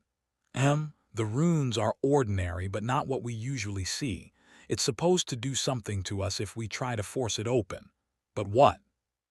"Let me try something," Bishop Lazark said and sent the undead to touch the door. Bzzz. The undead got electrocuted, and it was very intense. Sylvester sighed and lifted his right palm. It seems the only way inside is to obliterate this thing, so everyone step back. Then he chanted a short hymn from the past and sent a smaller beam of light directly at the door. Now, this attack was strong enough to make deep tunnels into the formidable wall of void. So, what was a steel door? Not to mention, whatever that witch did with it was dark magic, and the bane of dark magic was the light of one true bard. Boom! The Inquisitors prayed under their breath at the sight. Their belief in Sylvester went more profound every time he showed them his halo, him, and power. He didn't use it for a long time, however. Merely after 3 seconds he stopped and looked. "Ah, it seems I went a little overboard. There is no trace of the door left." Felix agreed. "Perhaps you have become too strong for these mortal tasks. Next time, allow me to do such things." Clag clag. Meanwhile, Bishop Lazark sent the undead inside first. They had no idea what was on the other side, so they were cautious. Not to mention, everything was dark and some sort of fog was there too. Sylvester looked back. "Men of Inquisition, did you bring your masks?" "Yes, Lord Bard," they roared. "Masks up. Stay vigilant and blow anything that moves, as long as it's not the Cardinal," Sylvester ordered, and also put on a compulsory mask to protect himself from the Soul Eater demon-like situation. With that, they slowly moved inside. Bishop Lazark was guiding them down the path. No obstruction found, but it seems the area is vast. "I smell something," Beastkin Elian spoke suddenly. "I smell rotting flesh and a lot of ash." Sylvester was also smelling something. "I smell so much rage, jealousy, and hate from inside. But why is there no death like that time? Or was it a false flag back then? Perhaps the scent of death was from the grand wizard hiding in the castle." He still stayed on guard and took each step with care. On the first look as he stepped inside, he felt like he was walking on sand. But on another look, it turned out to be ash as it was too fine. Then he looked around, and as far as their regular torches could go, they saw nothing. Just dark emptiness and smoke all around. "This is bad. She can strike us if we don't have a clear view." So he raised his right hand above his shoulder and used normal light magic to act like a lighthouse. Of course, his light was far more intense than any touch could achieve, so he lightened a lot more area. "Felix and Gab, throw light crystals as far as you can," he ordered. With that, slowly, they started to see the entire vicinity. But to find the witch, it didn't take long as soon a light appeared ahead, akin to fire. It was like a burning pot in the arms of someone, inhuman. "Good Lord, what is that abomination?" Felix shouted in fright. "SHHH." All swords were out instantly, and magic spells were ready to be thrown. The abomination in front of them was enough to cause nightmares, let alone be standing in front of it. Sylvester, too, felt his scalp tingle. For some reason, he found this more frightening than the Soul Eater or a Bloodling, because in those cases, he knew they were not humans and hence so ugly. But here, the Duchess he had seen was a beauty of no limit, precisely opposite of what he saw now. Even Gabriel, the occasionally abusive priest, activated his light magic, making his palms shine. What the hell is that, Sylvester?" Sylvester took a deep breath and started walking forward to allow the Inquisitors more space to move. However, he still remained alert from the creature. It appeared humanoid but was at least 9 feet tall. It was not a human, however, as the face seemed too ugly.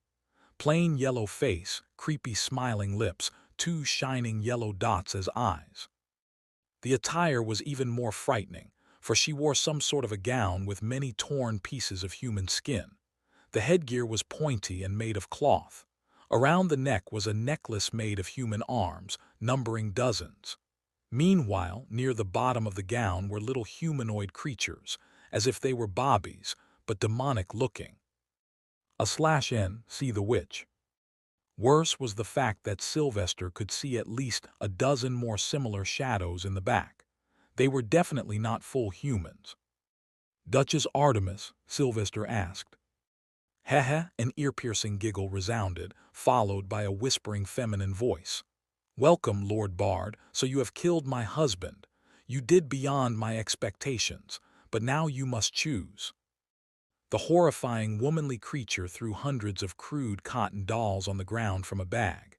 "Each of these blood dolls is tied to Duchy's nobles.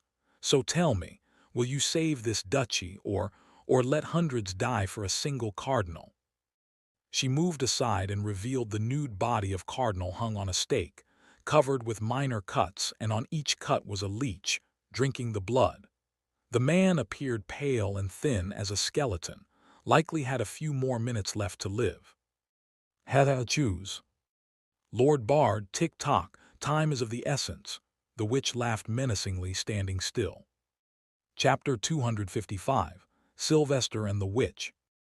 Sylvester looked at the dolls and then at the cardinal. In his mind, he did a quick calculation on who mattered to him the most. On the one hand, the cardinal was Sir Dalaram's friend, while the nobles of the duchy were essential to run the whole region. Having all of them killed would mean that most of the authority figures would be gone, pushing the entire region into chaos. And not to be forgotten, the entire duchy was known to be the real money maker of the Gracia Kingdom. With its destruction and the mess that happened in the northern Duchy of Colorwood, the entire kingdom will be doomed to extreme poverty and hunger. What? Confused? Let's make it easier then. The ugly witch spoke. If I were to pour this fire pot on these blood idols, then that would kill all the important nobles of the duchy. Most of these are under arrest by you, as I understand. Now, if they all were to die. Fuck, Sylvester cursed internally. The people will lose faith in the church if they believe that the church and I killed them. They will see me as a cruel person, and my name will be tarnished around the continent. But the cardinal is a man in a very high position, and he can truly help me when the time comes. What's your plan? Let's say I chose one, then what? You have nowhere to escape, Sylvester asked. The witch smiled creepily, showing her rotten teeth. You will ensure I can leave this continent alive and well on a ship, Lord Bard. You may only select one, and that will be my hostage. Then you will arrange me a ship in the Duke's private port, a ship from Libercia. Sylvester scoffed and folded his arms while keeping a look of pride on his face. Then I choose none, you ugly wench. What? Felix gawked. The inquisitors also looked at Sylvester in confusion. Were they not going to save anyone? That sounded like the worst deal possible. The witch was also taken aback. How dare you mock the great Darkbird? I am an elder witch, and I can curse your generations with misery. Sylvester kept the same persona. Is that so? Are you going to curse the bard of the Lord who possesses the most potent light magic in history? Wench, open your eyes and look around. There is nowhere to run, and no matter what, I will have your head. Everyone was confused why Sylvester had changed his method all of a sudden. What was it that he saw, but others didn't? Even Sir Dalaram took Sylvester's side. She deserves nothing by fire.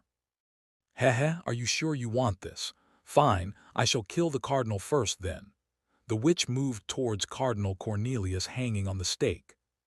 She took out a dagger and extended her right hand towards the cardinal's throat. She giggled menacingly the whole time, while the cardinal didn't even react as he was already on the brink of death. You caused this, Lord Bard. These deaths will be on your head. Whoosh! Elorg my arm.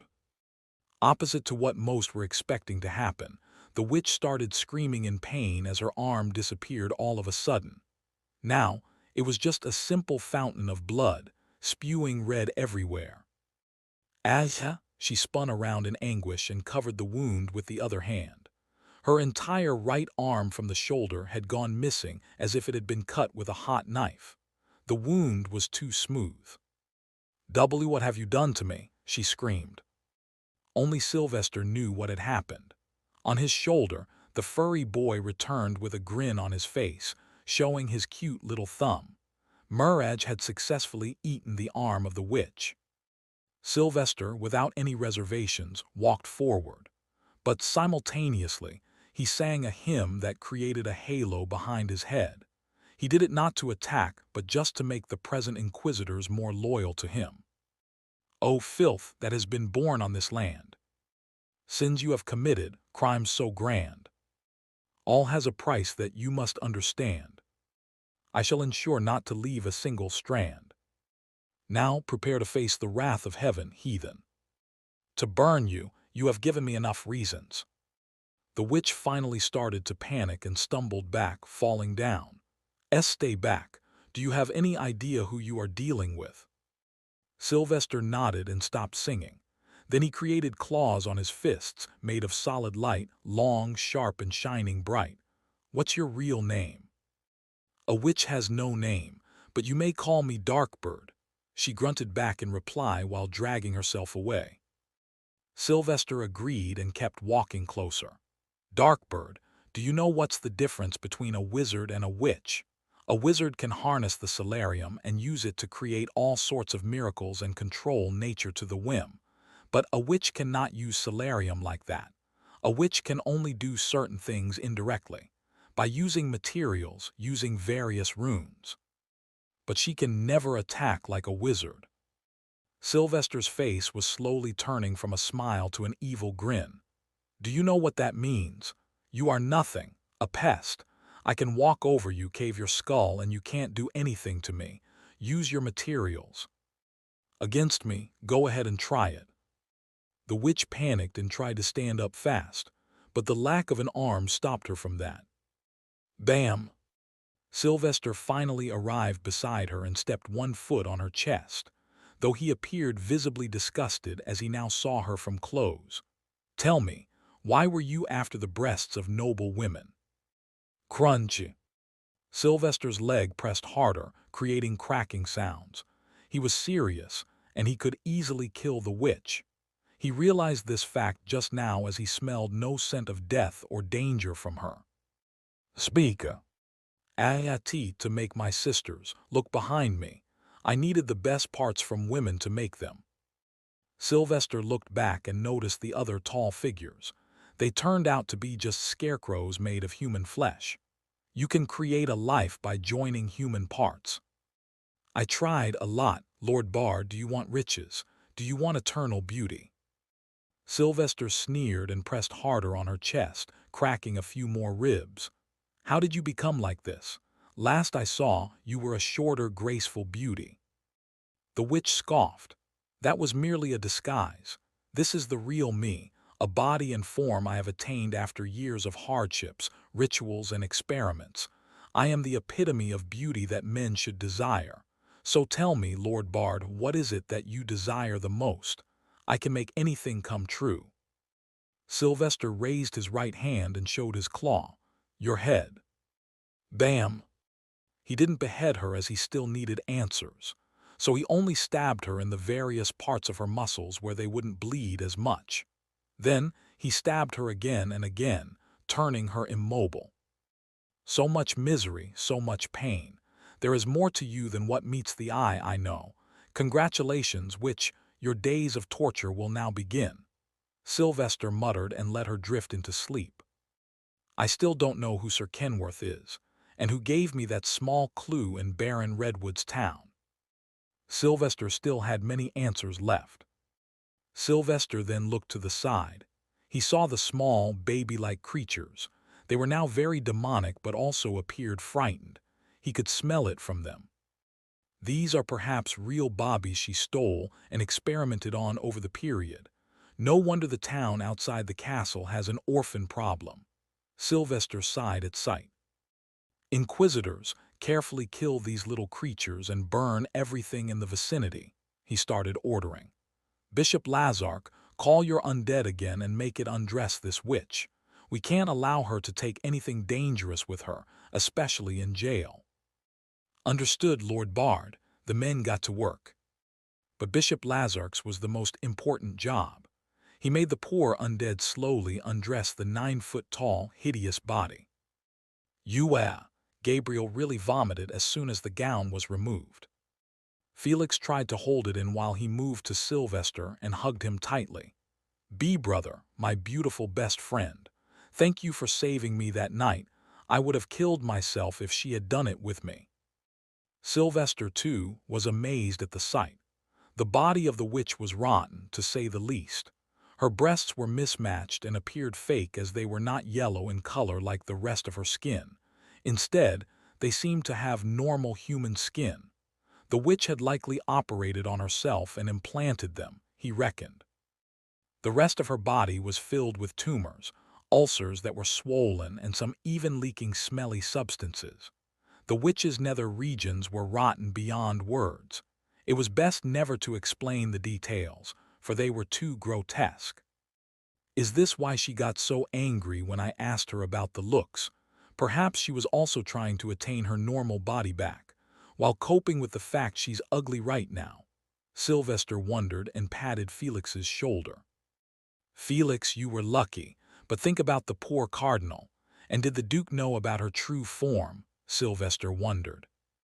Bishop Lazark sighed and prayed for all the men who were violated by the witch. May the Lord have mercy on them and keep them without disease, for this hole is infested with corruption. Soon, the whole area got engulfed in the fire. All the little demonic creatures got killed, and all the other scarecrows got burnt. leaving only the witch to be arrested and taken into a torture chamber. "Lord Bard," just then Bishop Lazark exclaimed, "the undead found something, a letter addressed to you as far as I noticed." Sylvester took it to read. "What did the witch write for me now? Dear Sylvester Max." Thud, thud, thud. All heads looked left and right at the sudden thumping noises. "What's that?" Felix wondered and took out his sword. Sylvester put the letter in his pocket and prepared his spear as well. His eyes were now focused on the gate from which they had entered. Inquisitors, battle formation. Thud, thud. Beastkin Elian stood beside Sylvester and whispered, "Humans, my lord." Sylvester took a sigh of relief from that.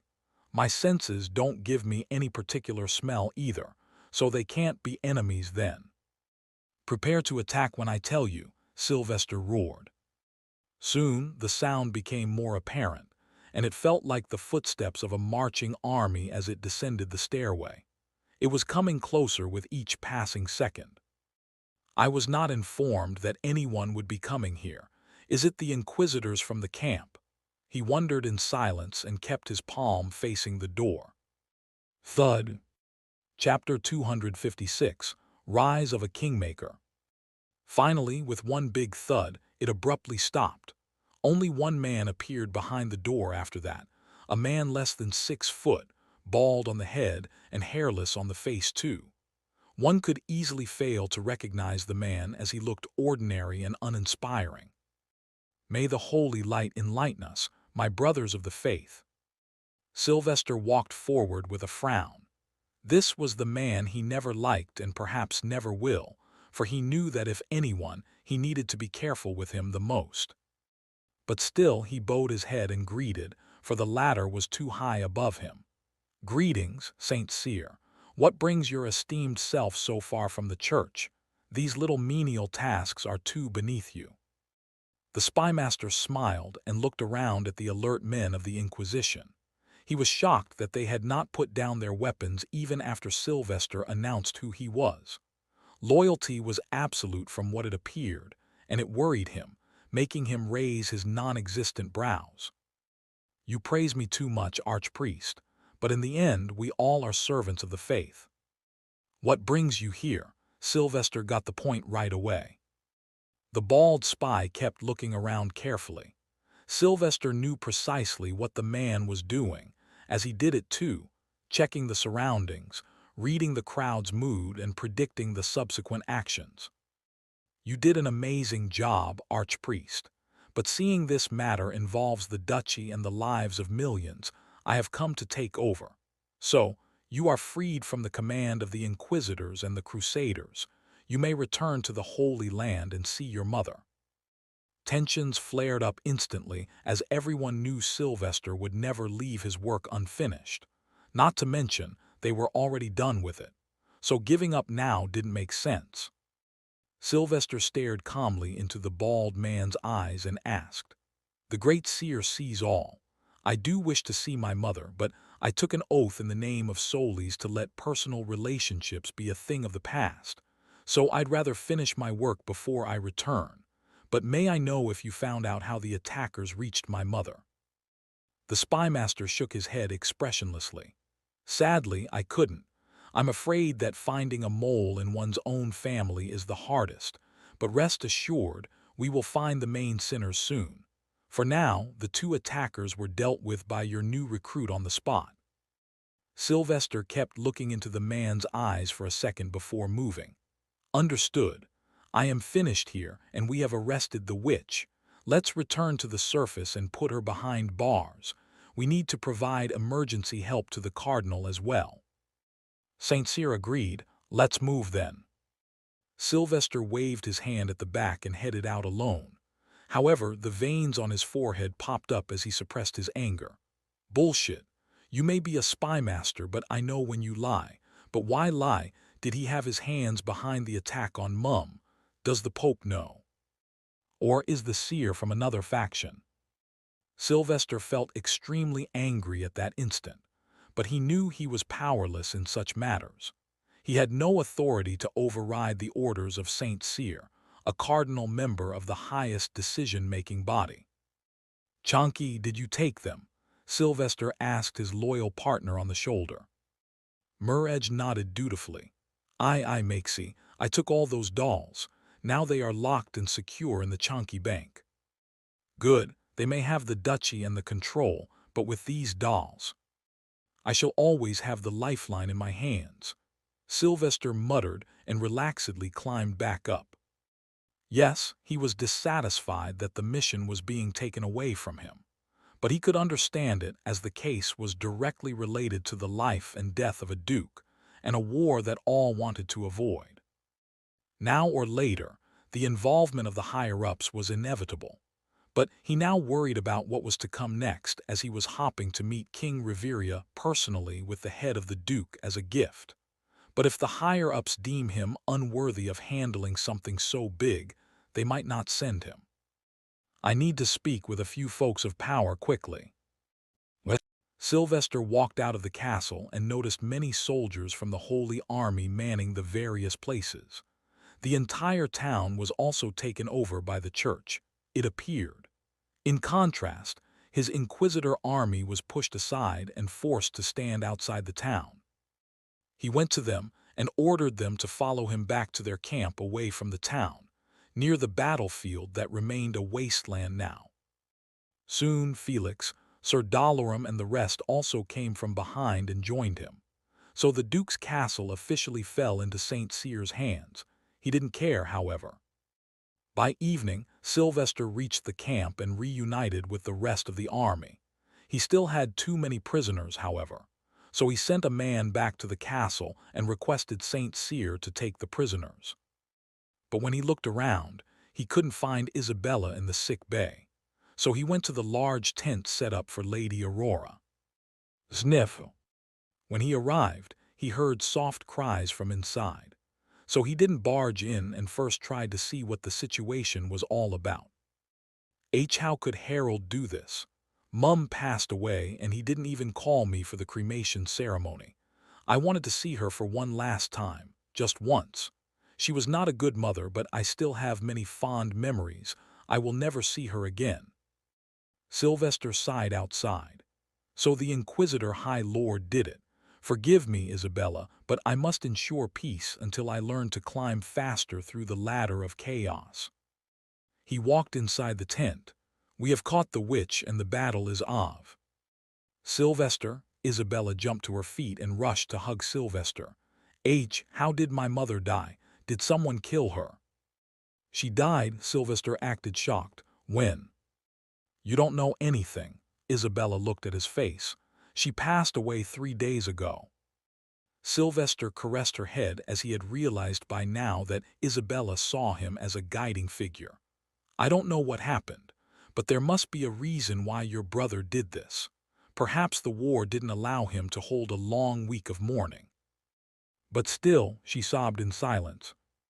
Sylvester let her use his shoulder. He didn't know the feeling of having one's parents die, but he reckoned it was similar to having any loved one die. He also tried to imagine Xavier dying, which made him sad. The war here is over.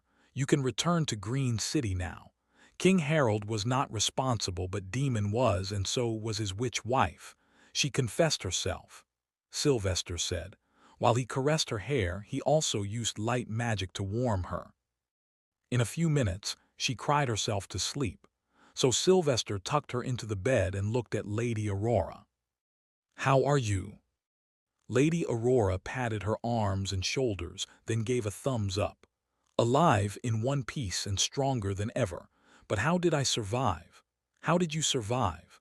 I tried my best to keep Sir Maximus busy, but eventually he overpowered me. Sylvester explained to her in brief words. Lord Second Bloodrain appeared. He blasted Sir Maximus' arms, healed us, and ended the battle. I also chopped Duke Demon's arms and took his eyes before that. We also had the witch arrested, but sadly, Saint Cyr has appeared and has taken over everything. Right now, I'm officially jobless. Lady Aurora's brows were touching her hairline. What? So much has happened. So I missed the best parts you mean, but it would make sense if Bloodrain was here. Even my father admires him. Sylvester finally asked her about the man. Why, what's his story? How did he get blind? Lady Aurora appeared offended but soon realized something. Ah, you're not a bishop, so you can't read real history books. Well, the man is hardcore. When he was the Inquisitor High Lord, the men under his command once committed a grave sin. They burned, pillaged, and raped a desert town because the people of the town refused to serve the Inquisitor's commands to give away their food and water. Very common occurrence, I must say, Sylvester thought, but even he wasn't prepared for the next part. She continued excitedly. Angered, Lord Bloodrain killed every man in that 10,000-member Inquisitor army and dragged the commanders by their necks to the Holy Land, by which they had died painfully. Then he entered the previous Pope's palace, knelt before the Pope's feet, gouged his eyes out and presented it as an apology and surrender for punishment. Sylvester instinctively cursed, "Good God!" She agreed with him. Indeed, he is an extreme devotee of Solis, for whom he'd do anything. So the Pope, seeing Lord Bloodrain's pain, decided to give him a special task. He ordered Lord Bloodrain to do two things.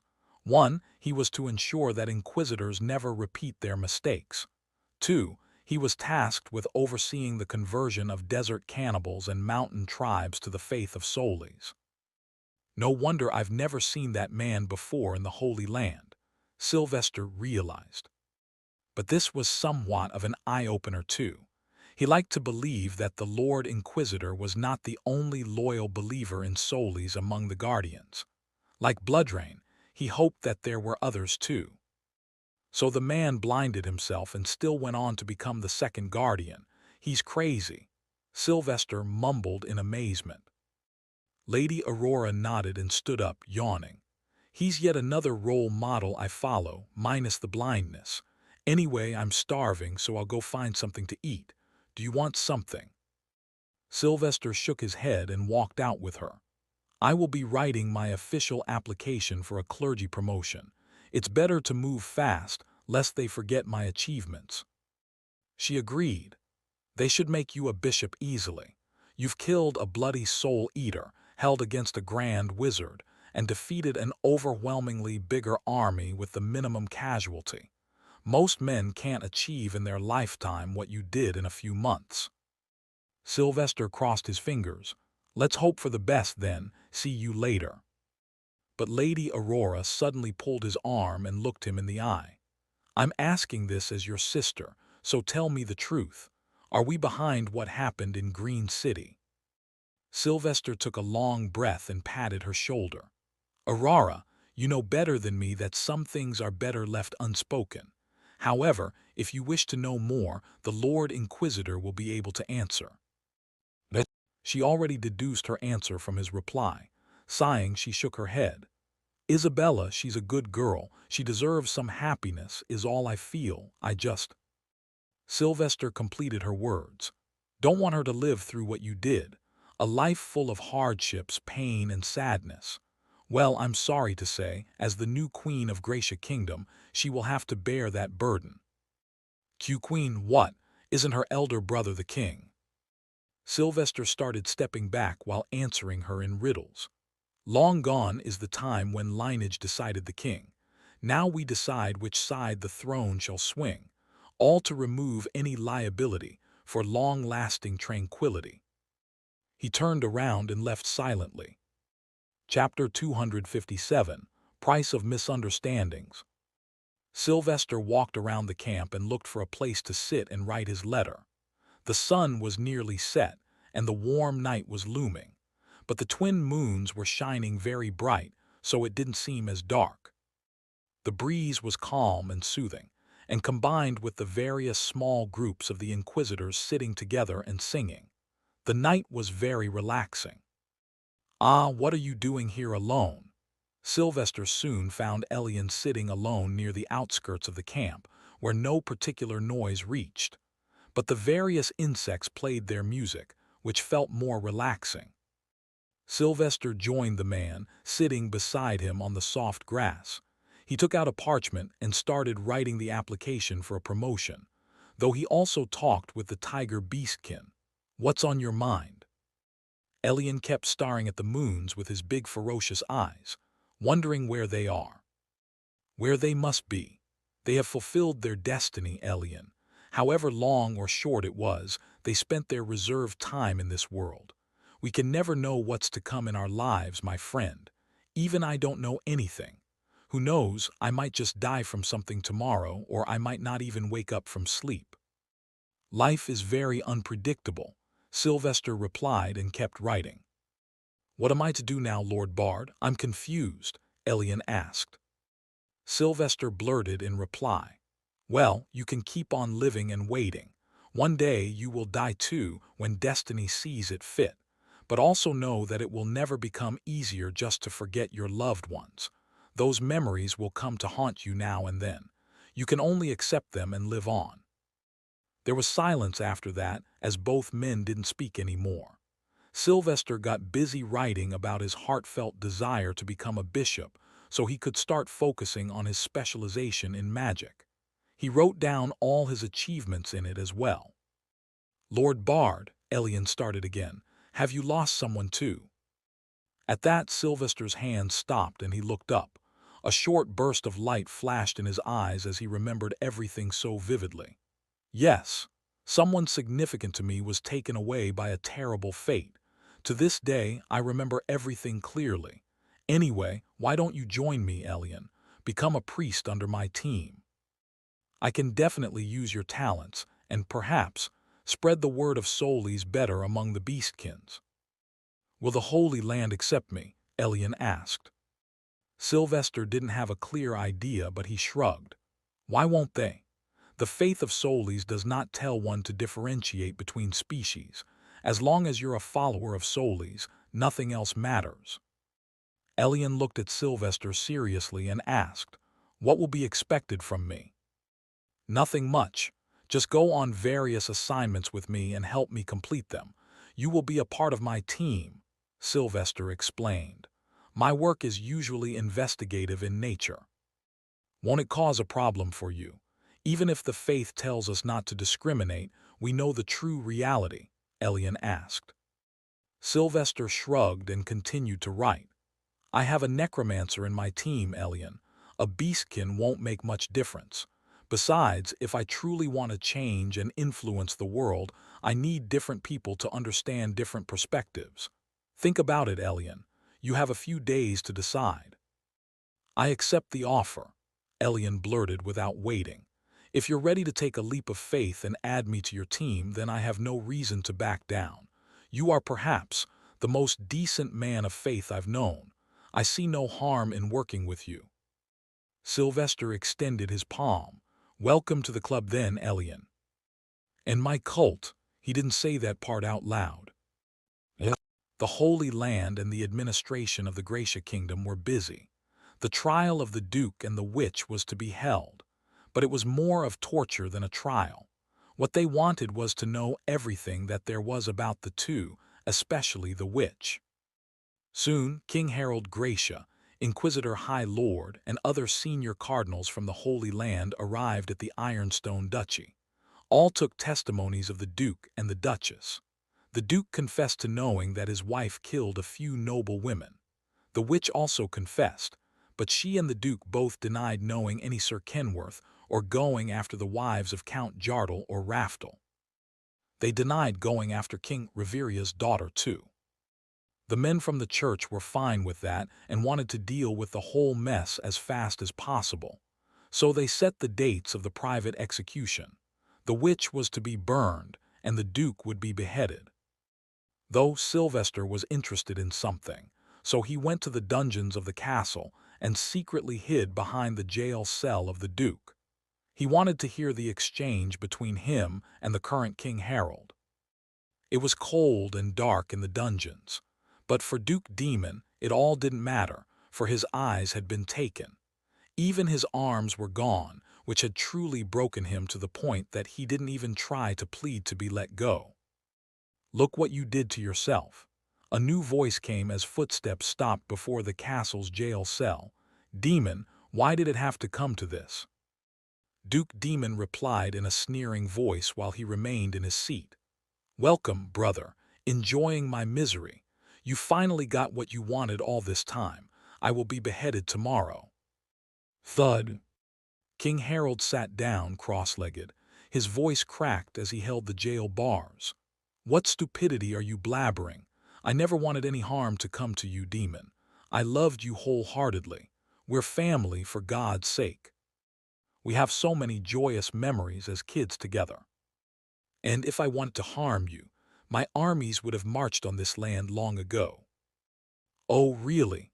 Demon shook his head as anger flared. Then why did you send assassins to kill me? More than 200 times in the past 3 years alone. If it were not for Uncle Maximus, I would be dead. King Harold was taken aback, feeling confused. What? Who sent the assassins? Why would I send any assassins? And you think it would take me 200 attempts to kill someone? I have the entire coffers of the Gracia at my disposal. I could have hired anyone to deal with you. Demon didn't believe him. Then, why did you remove me from the Commerce Department? I was the best master of commerce in the history of the kingdom. The king shook his head in disappointment. It seems someone has sown the seeds of poison in your mind, and you couldn't see beyond a certain perspective. I didn't remove you, I promoted you. The entire kingdom's biggest money-maker is the Duchy of Ironstone. I wanted you to be the Duke and see that the duchy works even better and fills our coffers more. There was silence after that. Duke Demon couldn't even cry as his eyes and the sockets were damaged, but he did wail vocally, feeling helpless and misguided. Fuck, what about my wife? What happened to her? Did she say anything? King Harold added, Brother, I feel you are blessed not to have eyes right now. That witch was wearing a disguise in front of the world. In reality, she's a 9-foot-tall monstrosity. Imagine a rotten body with a demonic face. She was using you to conduct her unholy experiments, trying to create her clones. You were just a fool who fell for her fake looks, and she used you conveniently. She's from the Sand Continent, Darkbird is her name. Thud. Duke Demon fell from his chair and crawled forward sloppily as he lacked arms. His voice shook as if he was terrified. I messed up so badly. Did Mother say anything about me? Demon, our mother passed away 4 days ago. It was peaceful and happened in her sleep. And no, Demon cried vocally and fell back into his jail cell. What about Isabella? Please tell me she's fine. I'm fine, brother. A feminine voice came and Isabella walked up to the cell. You were supposed to be the smartest. Why didn't you hear me back then? Demon faced down and shook his head. I know, Bella. I have disappointed too many people with my actions. Only if I had sat down and thought about everything back then. It's clear there are things happening that we cannot see. Someone was shooting an arrow off my shoulder. Someone made this long, elaborate plan and sadly, they have won. What now? Isabella asked, her gray eyes showing her fears clearly. I don't want you to die. But her elder brothers knew that the world does not work on wishes and pities. Every action has a reaction, and here, it was death. Duke Demon tapped his forehead on the jail bars close to Isabella. I must pay for these crimes, Isabella. If I don't, then the entire Gracia family will be doomed. I caused this mess, so let it be my head to end it. But it's not even you who killed King Reveria's daughter, or the Count's wife, she cried. King Harold patted her back. But the world thinks he did, so whoever was plotting behind the scenes has won the game without us even knowing. We have no way of proving that Demon didn't do it, and the term of stopping the war is Demon's head, King Reveria's words himself. Isabella just cried at that and hugged Demon's neck, and then Harold hugged them too. The three were the last main members of the Gracia bloodline. Soon, the number was supposed to fall further. They sobbed together in that dark, damp dungeon. They knew this doom was self-inflicted, so they had nothing to even defend themselves with. This was their last chance to say their final goodbye to their brother. The pain of loss was high, as merely a few days ago it was their mother. Sylvester, who heard everything, stood up and silently left to let them have a moment in peace. Sorry, but the world is ruthless and unforgiving. A crime has been committed and now you must pay the price. But who is Sir Kenworth? This is as if the man was a ghost. Sylvester soon walked to the open courtyard in the castle's backyard, where they had set up the stake to burn the witch. Many members of the clergy were present, waiting to see the witch burn and seethe in her rage as her flesh melts. Witches were usually burnt because they always revealed something when being burnt, and that revelation usually helped understand many mysteries. They expected to learn something new from her this time as well.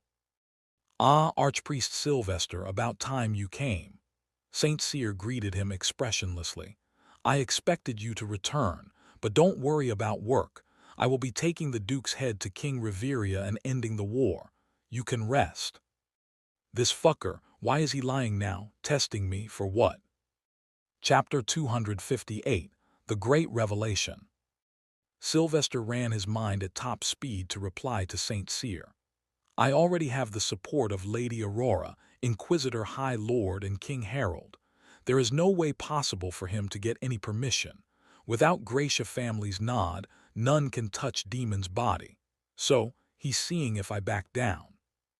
He still tried to sense any other emotions that St. Cyr possibly felt. There is an awful lot of hope I smell, so he wants me to back down." Sylvester confidently replied to the man. "I'm afraid you are misinformed, St. Cyr. I have been given the nod by King Harold Gracia, Princess Isabella Gracia, Inquisitor High Lord and Lady Aurora. So I will be taking Duke's head to meet King Riveria." St. Cyr smiled for the first time. "Is that so? Then I think I haven't received the notification yet. I wish you luck with your adventure. Many eyes will be on you after your return." Sylvester didn't stop looking the man in the eyes. He could easily kill the fool standing before him, as being a saint didn't require any martial or magical talent. What mattered were other necessary skills. "I need to start being careful in the Holy Land from now on. The faction wars are intensifying slowly. But which side does this man stand for? He's even the mastermind behind the Shadow Knight fiasco. I already have too many eyes on me, I'm afraid. But I know, as long as your eyes are there to help me, I can rest easy." Sylvester replied in a very calm, emotionless manner. But St. Cyr was a seasoned spy and knew that Sylvester was merely showing his dissatisfaction in a very polite manner. "Of course, Archpriest Sylvester. Now let's focus on this burning." Sylvester agreed and walked away from the man to stand beside Sir Dalaran, Lord Inquisitor and Lady Aurora. He personally was coming to hate St. Cyr as he felt being looked down upon whenever the man called him Archpriest instead of Bard, like the rest of the people. Lady Aurora passed him a smile and brashly put her arm on his shoulder. "Ignore that bald buffoon. Even I get annoyed by him." "Aurora, behave." Suddenly, Inquisitor High Lord's eyes shone as he stared at his adopted daughter. Lady Aurora scoffed, perhaps the only person in the world who could do so. "Sylvester is my brother and I shall do whatever I wish to do with him. Beat him, scold him, or fight him." Sylvester rubbed his temples as he noticed the Inquisitor High Lord's gaze falling on him next.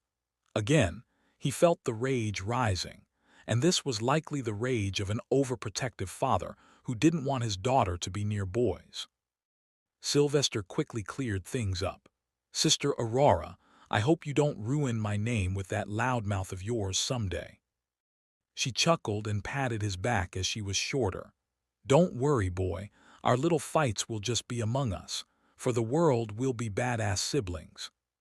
Sylvester didn't refute her words and merely nodded. She probably never had such a close, friendly relationship with someone of her mindset before. Can't really complain, considering the higher clergy ranks are full of old, boring folks.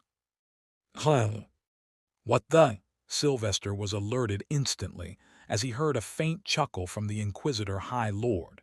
He was in utter disbelief. Good God, is the sun rising from the east today? Since when did this madman start showing such complex emotions? But of course, he didn't point anything out and focused on the steak that was mostly prepared by now. The inquisitors were doing this work as they were the experts, not the Holy Army. Chomp, chomp. All of a sudden, Sylvester heard a chewing noise and looked to his side. There stood Felix beside him, with a small plate in hand. "You're eating roasted peanuts while waiting to watch a witch be roasted." Felix shrugged. "What? I was hungry, brother. Not everyone has mad bodies like you. I had to steal this from the kitchen. The cooks are fierce in this castle." They. Sylvester then looked further. There was Gabriel, reading some religious books as usual. Meanwhile, Bishop Lazark and Elian stood at the back, talking about something. Only Isabella was missing, perhaps spending what time was left with her brother. "Aarg, please, mercy, I will do anything you want, let me go." Before Sylvester could call his team to the front, loud screams of the witch started to come from the distance. Clearly, she was making her last effort to escape. Sadly, inquisitors could forget they are inquisitors, but burning a witch, they never forget or regret that. Amidst the Inquisition's loud, boastful marching song, the men dragged the witch forward. Her legs, leftover arm and neck were cuffed with thick iron chains, limiting her movements. Burn the witches, demons, and possessed. Forsaken worldly craving, for only holy hymns were obsessed. No tainted desires our honor you can't question. We are the mighty men of the Holy Inquisition. As she was dragged to the stake, she noticed Sylvester standing at the side as a spectator. "Damn you, sunfucker, damn you, do you enjoy seeing me burned like this? Why? Because I look different. Yet I possess and manipulate the same solarium as you. Solarium that Solis makes, that you pray to." For once, Sylvester wholeheartedly agreed with her last words. He didn't really see the witch as a different person, but since she committed grave sins, this was her punishment. He knew he might have even built a friendship if she had been a good witch. Though he had to put her in her place as she disrespected Solis. "Witch, you are a pest who denies ever learning. You had enough chances to take a turn. Hence, here you stand, ready to be burned." She even tried to spit on him. Of course, her spit didn't even reach Sylvester's feet. Instead, he just smiled at her, frustrating her even further. "I do feel a sense of relaxation with this mess being over, but still, a few more remain unresolved and incomplete. Good God, I really need a short vacation." Sylvester sighed silently and stretched his neck sideways. Eventually, the witch was tied to the stake, and one of the senior inquisitors came forward to pray while throwing holy water on her.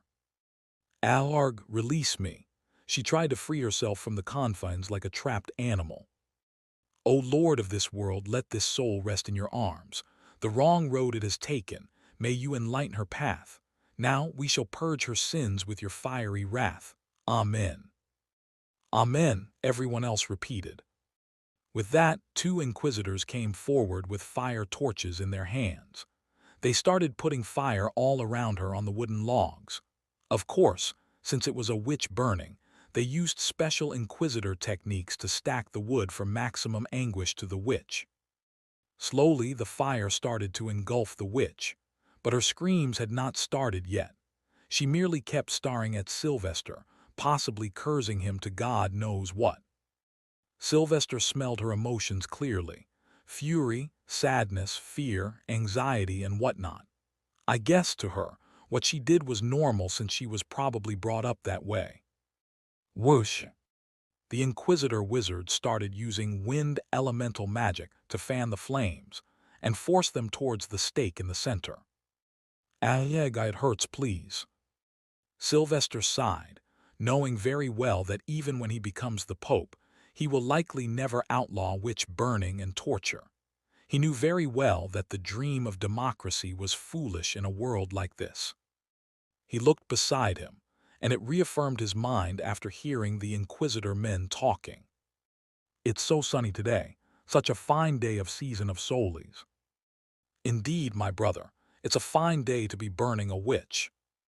Such words were prevalent among the inquisitors, as they all watched the burning. Gra! The witch's screams soon became hoarse and unintelligible. Everything was visible. Her hair burnt away, her clothes vanished, and her skin slowly melted down. Her legs gradually gave up, but she was tied to the stake tightly. Finally, her eyeballs started to fall out and blood began to boil, creating popping bubbles. Ha ha ha. Finally, like most witches, she lost her mind and sense of pain, prompting her laughs. They expected her to say her last words at any moment and fall into dead silence. There were even scribes standing nearby, prepared to write whatever she said. Ajeg el long life. Sylvester focused on her words, cutting every other noise from the surrounding. El long life, the Sand Lord Hahata. Hahata. She screamed whatever she wanted and laughed like crazy, which slowly diminished and vanished eventually, leaving her dead body to be burnt away into nothingness slowly. The scribes had frantically written everything down. Meanwhile, the faces of all the higher clergymen had fallen. Even Saint Cyr appeared as if the devil had just kissed his cheeks. Sylvester looked to his side at Lady Aurora. Who is the Sand Lord? Lady Aurora's eyes widened too, just like the rest, but she soon turned to Sylvester and replied, It's the lesser-known name, mostly used by small tribes for the emperor of the Masan Empire. Good Lord, was this all a conspiracy? Boom! A silent explosion erupted in Sylvester's mind as the various dots connected by themselves, and he too appeared, like the rest, shocked. Wait! He frantically searched his pockets and took out the letter he had found on the witch, addressed to his name, but he didn't read it out loud. Dear Lord Bard, the witch is likely dead if you're reading this, but still, let me tell you a story. There was once a witch, lost in the deserts of the West, tired, alone, thirsty, and hopeless. She was ready to sell her soul to the devil for some water. But I offered her power, magic, wealth, and above all, a prominent position in the court of the Masan Empire. She lunged at that opportunity and got ready to do my bidding. It took 5 years, but she did what I wanted. After semi-successful work in the Colorwood Duchy, I knew you'd eventually sniff this conspiracy out as well. But I'm delighted to say that this time you were late. Lord Bard, I truly admire you, but sadly in this grand scheme, you're a mere reactionary at the moment, chasing the shadow of a dream, too late to be in the game. Still, I hope that someday we meet. The playing fields are honestly boring with no one to compete. From Sir Walder, sometimes also called Sir Kenworth, but people usually call me Shadow of Masan. Sounds great, right? Sylvester's shoulder fell and he blinked dumbly while staring at the burning witch. This madness! How am I to get over, when by the time I learn his schemes, the game is already near closure? Chapter 259, The Final Piece. Sylvester knew that he couldn't do much about these plots. He couldn't stop them as he entered the whole clergy system just a year ago. In contrast, all these plots had been running for years. It also showed Saint Cyr's failure.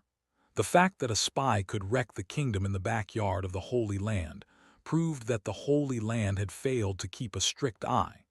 But there was another element that restricted the Holy Land from taking any drastic steps. Since the Masan Empire had not directly attacked the Church and was only going after a kingdom in the hopes of expansion, the Holy Land couldn't do anything drastic openly. This was one of the major laws that kept some peace between the Holy Land and the kingdoms. Inquisitor High Lord shook his head disappointedly while looking at Saint Cyr. How the snakes have entered the gardens we used to decorate. We didn't even notice while our lands they slowly ate. Saint Cyr felt the ground underneath his feet shake. He knew the Pope would be enraged, which was terrible, because the moment he gets kicked out of the Sanctum Council, his doom will come, for he knew too many things that should never come out. Sylvester was busy thinking about his own problems. So the whole war between Riveria and Gracia is likely his work, but we're now in a situation where we can't even negotiate and must behead the Duke. This man, Shadow of Masan, he really clutched his claws around the whole plot perfectly. Let's move to the dungeons now. Duke is to be beheaded within an hour as well. Sylvester turned around and walked away. He wasn't going to bother with these things for now, not before completing his own scheme. Slowly, the crowd thinned out as the witch was dead and mostly burnt. The inquisitors returned to their positions, and the rest of the clergymen went to the monastery. Duke Demon's execution was supposed to be done in as much secrecy as possible. So Sylvester, his team, and a few other important people walked into Dungeon's execution room. The place was very dark and lit by torches on the walls. There was a tiny stone stage in the middle with a narrow block of stone to put heads on it. This time, there were no angry screams or words spoken.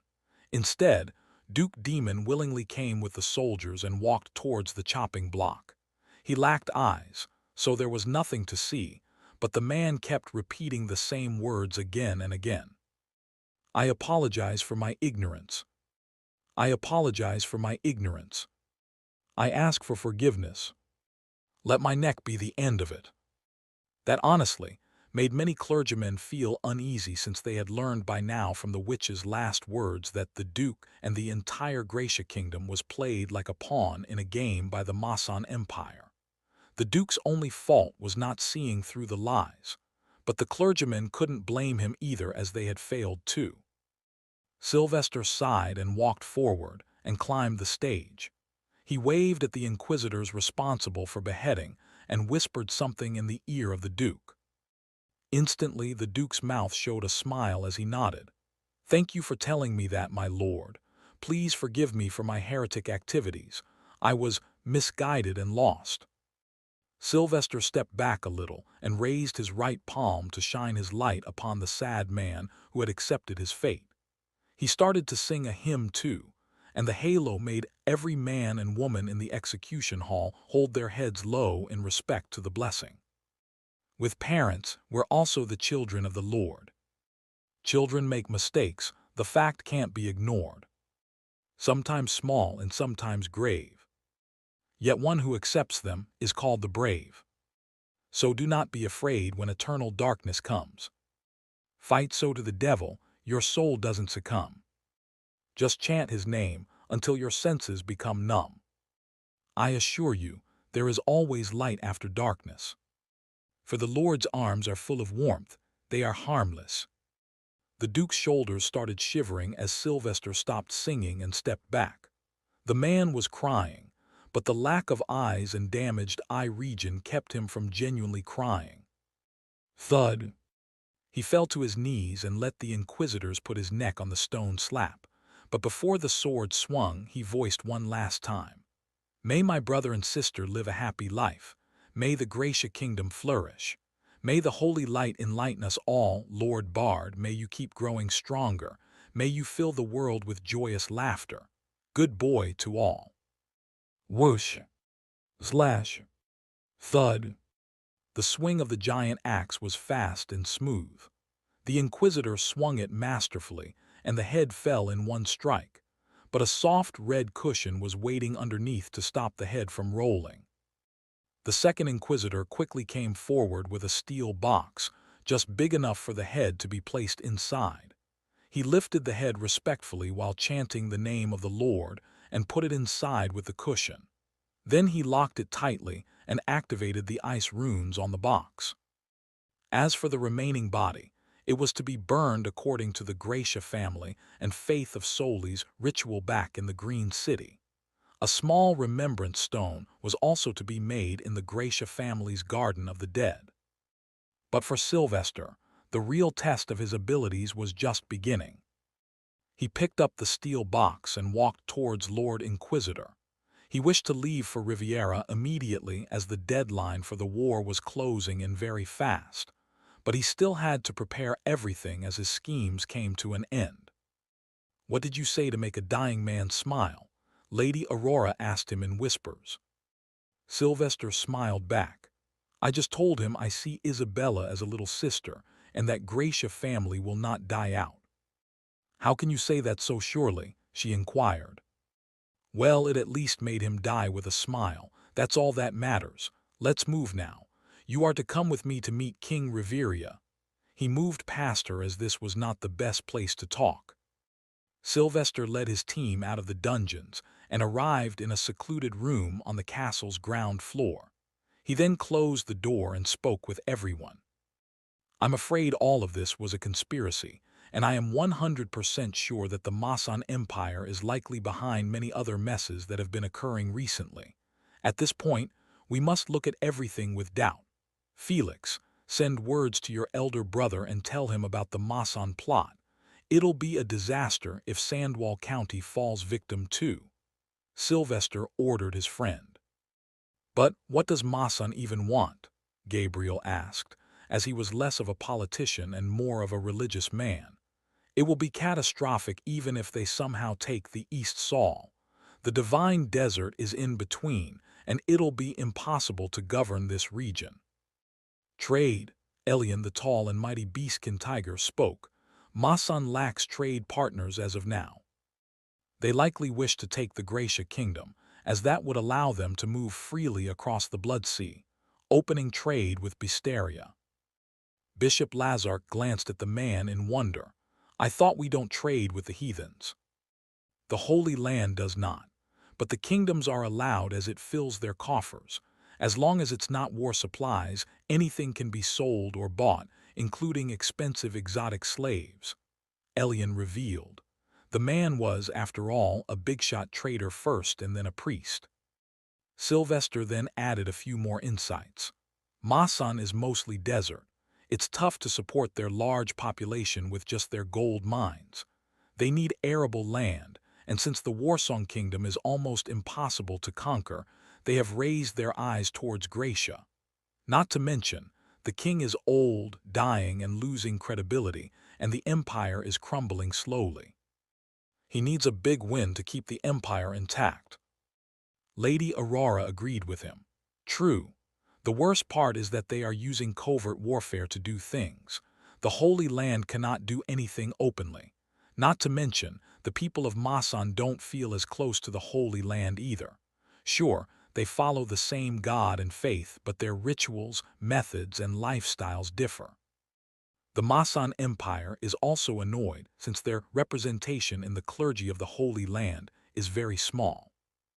Felix sneered and walked to the side to pour himself a glass of water. Politics, I hate this. Thud. Thud. But just then, the familiar sound of Lord Inquisitor's staff tapping on the floor came. Soon, the door opened, and the tall man walked in. Except the young bard all leave. No one dared question the Lord Inquisitor, not even Lady Aurora.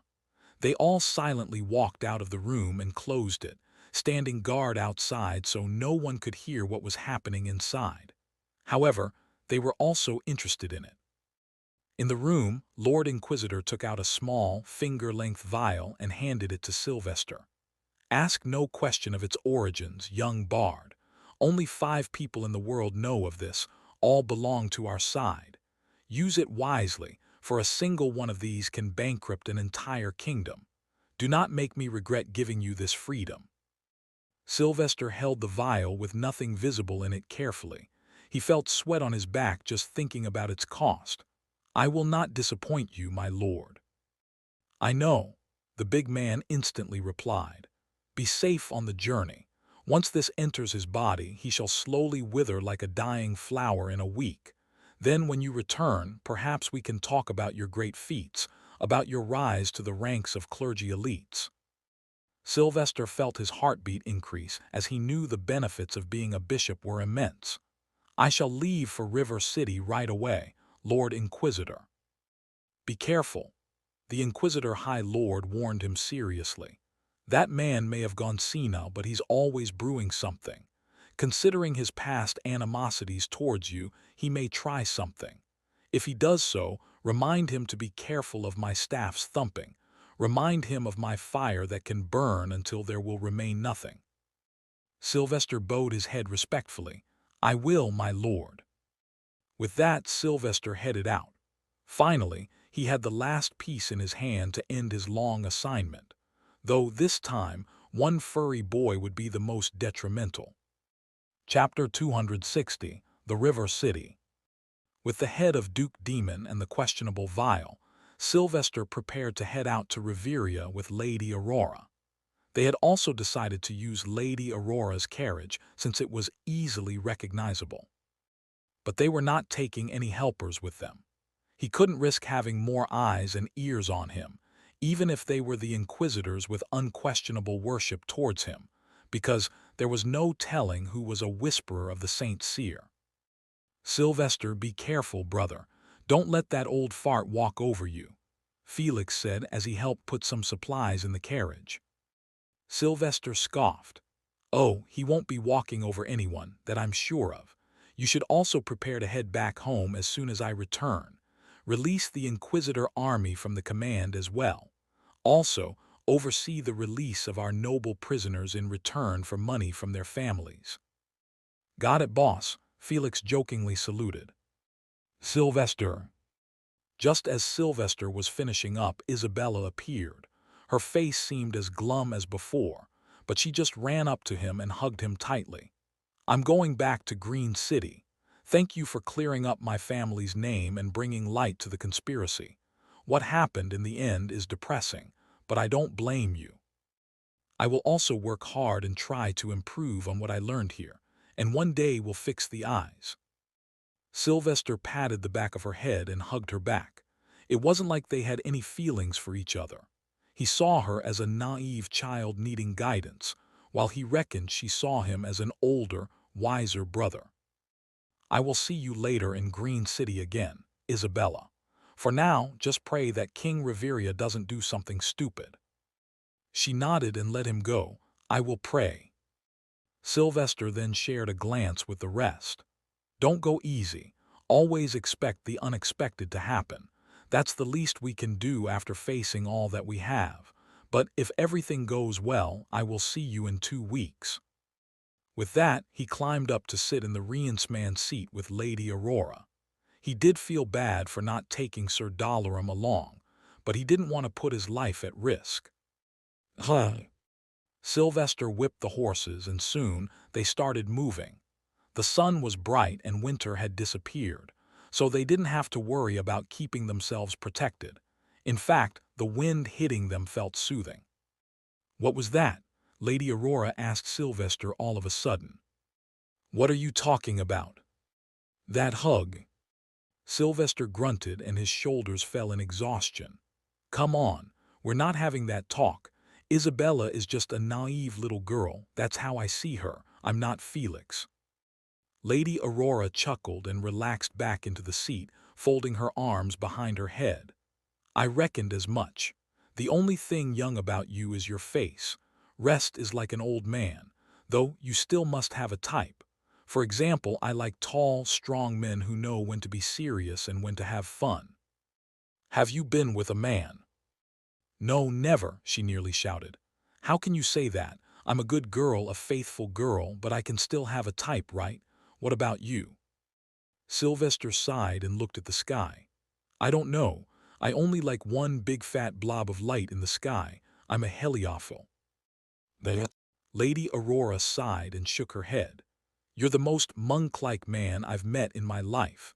Even my father had a crush on someone when I was little." Sylvester's head turned to her abruptly. "Say what? Inquisitor High Lord liked a woman?" She giggled as she reminisced. "Of course. She was a wizard countess of Gracia Kingdom. Sadly, she was not as high-ranking in magic as the old man. So she ended up growing old and dying. Our long lifespan ensures we can't find long-living partners. What a sad fate for someone strong." Sylvester thought and continued to move on the road. The journey was good. They spent most of their time talking about useless things. They spent one night at a monastery in a small, random village. Then they continued to move further west, entering the Riveria Kingdom. Finally, they saw the kingdom's vast agricultural land, full of fluttering crops, ready to be harvested. The kingdom seemed genuinely graced by the god, as it had not only the best agricultural land, but also the best industry. While the northern duchy was best for growing food, the south was best for building anything one could envision. "This is where I was attacked by the assassins once," Sylvester said, remembering the first time he entered the Riveria kingdom. "Is this road always this crowded, though?" she inquired, as they soon noticed a lot of people in the front. There were hundreds of people walking on foot towards the Gracia kingdom's border, but the most common thing about them was their attire. They all looked dirty, with cracked, dry skin, thin, frail bodies and eyes full of hopelessness. Their clothes were mostly torn and dirty, and even their footwear was lacking. As Sylvester slowed his carriage, the people parted and made way for him. They were too silent, and even the little bobbies in the frail arms of their mothers didn't cry. They just watched Sylvester and Lady Aurora with their heads held low. "This is not normal," Sylvester muttered. Slowly the carriage kept moving. But even after 3 minutes, the crowd didn't disappear. It felt as if the entire road was full of them in both directions. Eventually, Sylvester decided to ask them. So he stopped the carriage and looked at the closest man to his side, an older man with a hunched back and a long white beard. "Who are you people, and where are you going?" But he instantly felt strong emotions. Ah, such an overwhelming smell of tangerines and vibrations. Why are they so scared with just a single question from me? Heck, the old man started shaking as if he'd fall apart at any moment. But the man did reply while keeping his head low, not daring to look Sylvester in the eye. "Gee, great holy man, we are refugees from the Sorrow Kingdom. Forgive us for coming into your path, my lord." They must have had bad experiences with the nobles and clergymen on their long journey here, hence the fear. So Sylvester raised his hand and let his palm shine light on the man, but he didn't sing any hymns. "Be at ease, my friend. I am Sylvester Maximilian, Bard of the Lord. Tell me, how did you get here? I was told that the war had stopped and the Holy Land was setting up camps in the Sorrow Kingdom itself." The old man's eyes shone in reverence as Sylvester suddenly appeared so godly. This time, he shivered in warmth and excitement. "Why, yes, you are right, my lord. But the camps being set there are run mainly by the army of the Grand Duke of the Patch. Only 1 or 2 clergymen remain for every 5 camps. There, those soldiers beat us and ask for payment in return for food. They force us to do hard labor and women to give their bodies so that we can feed ourselves and our children. If we dare try to complain to the clergymen, they kill us right away. Most of us are from different camps. We are those who couldn't trade our dignity for their vile pity. So we made the long journey into the Highland Kingdom, where King Highland graciously helped her for months. But he's not rich and sent us to River City on boats. But in the River City, too, the locals were against us and tried to lynch us in mobs. The soldiers locked many of us, once again harassed us and raped us. Eventually, they let us go further north, telling us to reach the Holy Land, for only the true home of the Lord and Holy Father can help us." Sylvester felt pity for them, but he wasn't foolish enough to make any promises. There were thousands of them from what he could see, which was a considerable burden to support on one's head. So he did the second best thing. "Then you are on the right path. You shall reach Goldstone if you keep going on this path. They may not let you enter the Gracia Kingdom without the king's nod, but if you say my name to the town's chief, Marigold Roger, they will at least feed you until words from the Holy Land arrive." "Thank you, my lord. We are forever indebted." "Thank you." The people in the vicinity started thanking him suddenly and touching his feet. Some even put their heads near his feet before moving away. They cried and smiled. Sylvester was perhaps the only shining ray of hope they had witnessed in months. Sylvester let them be and slowly made the carriage move. At the same time, He kept pouring light from his palm. But he also spoke just a few lines of a hymn to show them his halo and turned this short meeting into a permanent memory in their minds. I see your misery, as does the Lord. Don't be afraid, your cries won't be ignored. The sinners will be punished, rest assured. I promise there will be a cure for the pain endured. Let this be just a momentary, painful fall. Let the Lord's warmth in your hearts install. I pray, may the holy light enlighten you all. By the end of his hymn, the carriage had started to move faster, and soon enough, they left the crowd behind. The people, however, remained there for a few minutes, digesting what they just saw, and then continued their journey with newfound hope in their eyes. As for Sylvester, he didn't stop this time, as what he saw was not too out of the ordinary. He already expected the refugee situation to be bad. So, in one long journey, he completed the last stretch to reach the beautiful River City, the famed capital of the eastern side of the Saul continent. Even before he entered the main parts of the city, he could see the beauty as the wide bridge let them cross the river. All places were clean. The roads were wide and full of life. All the buildings were beautiful with their blue-tiled roofs and various engravings.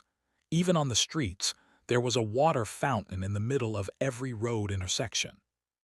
The people even spread their buildings to stand on waterways, making narrow alleys of water where only boats could go.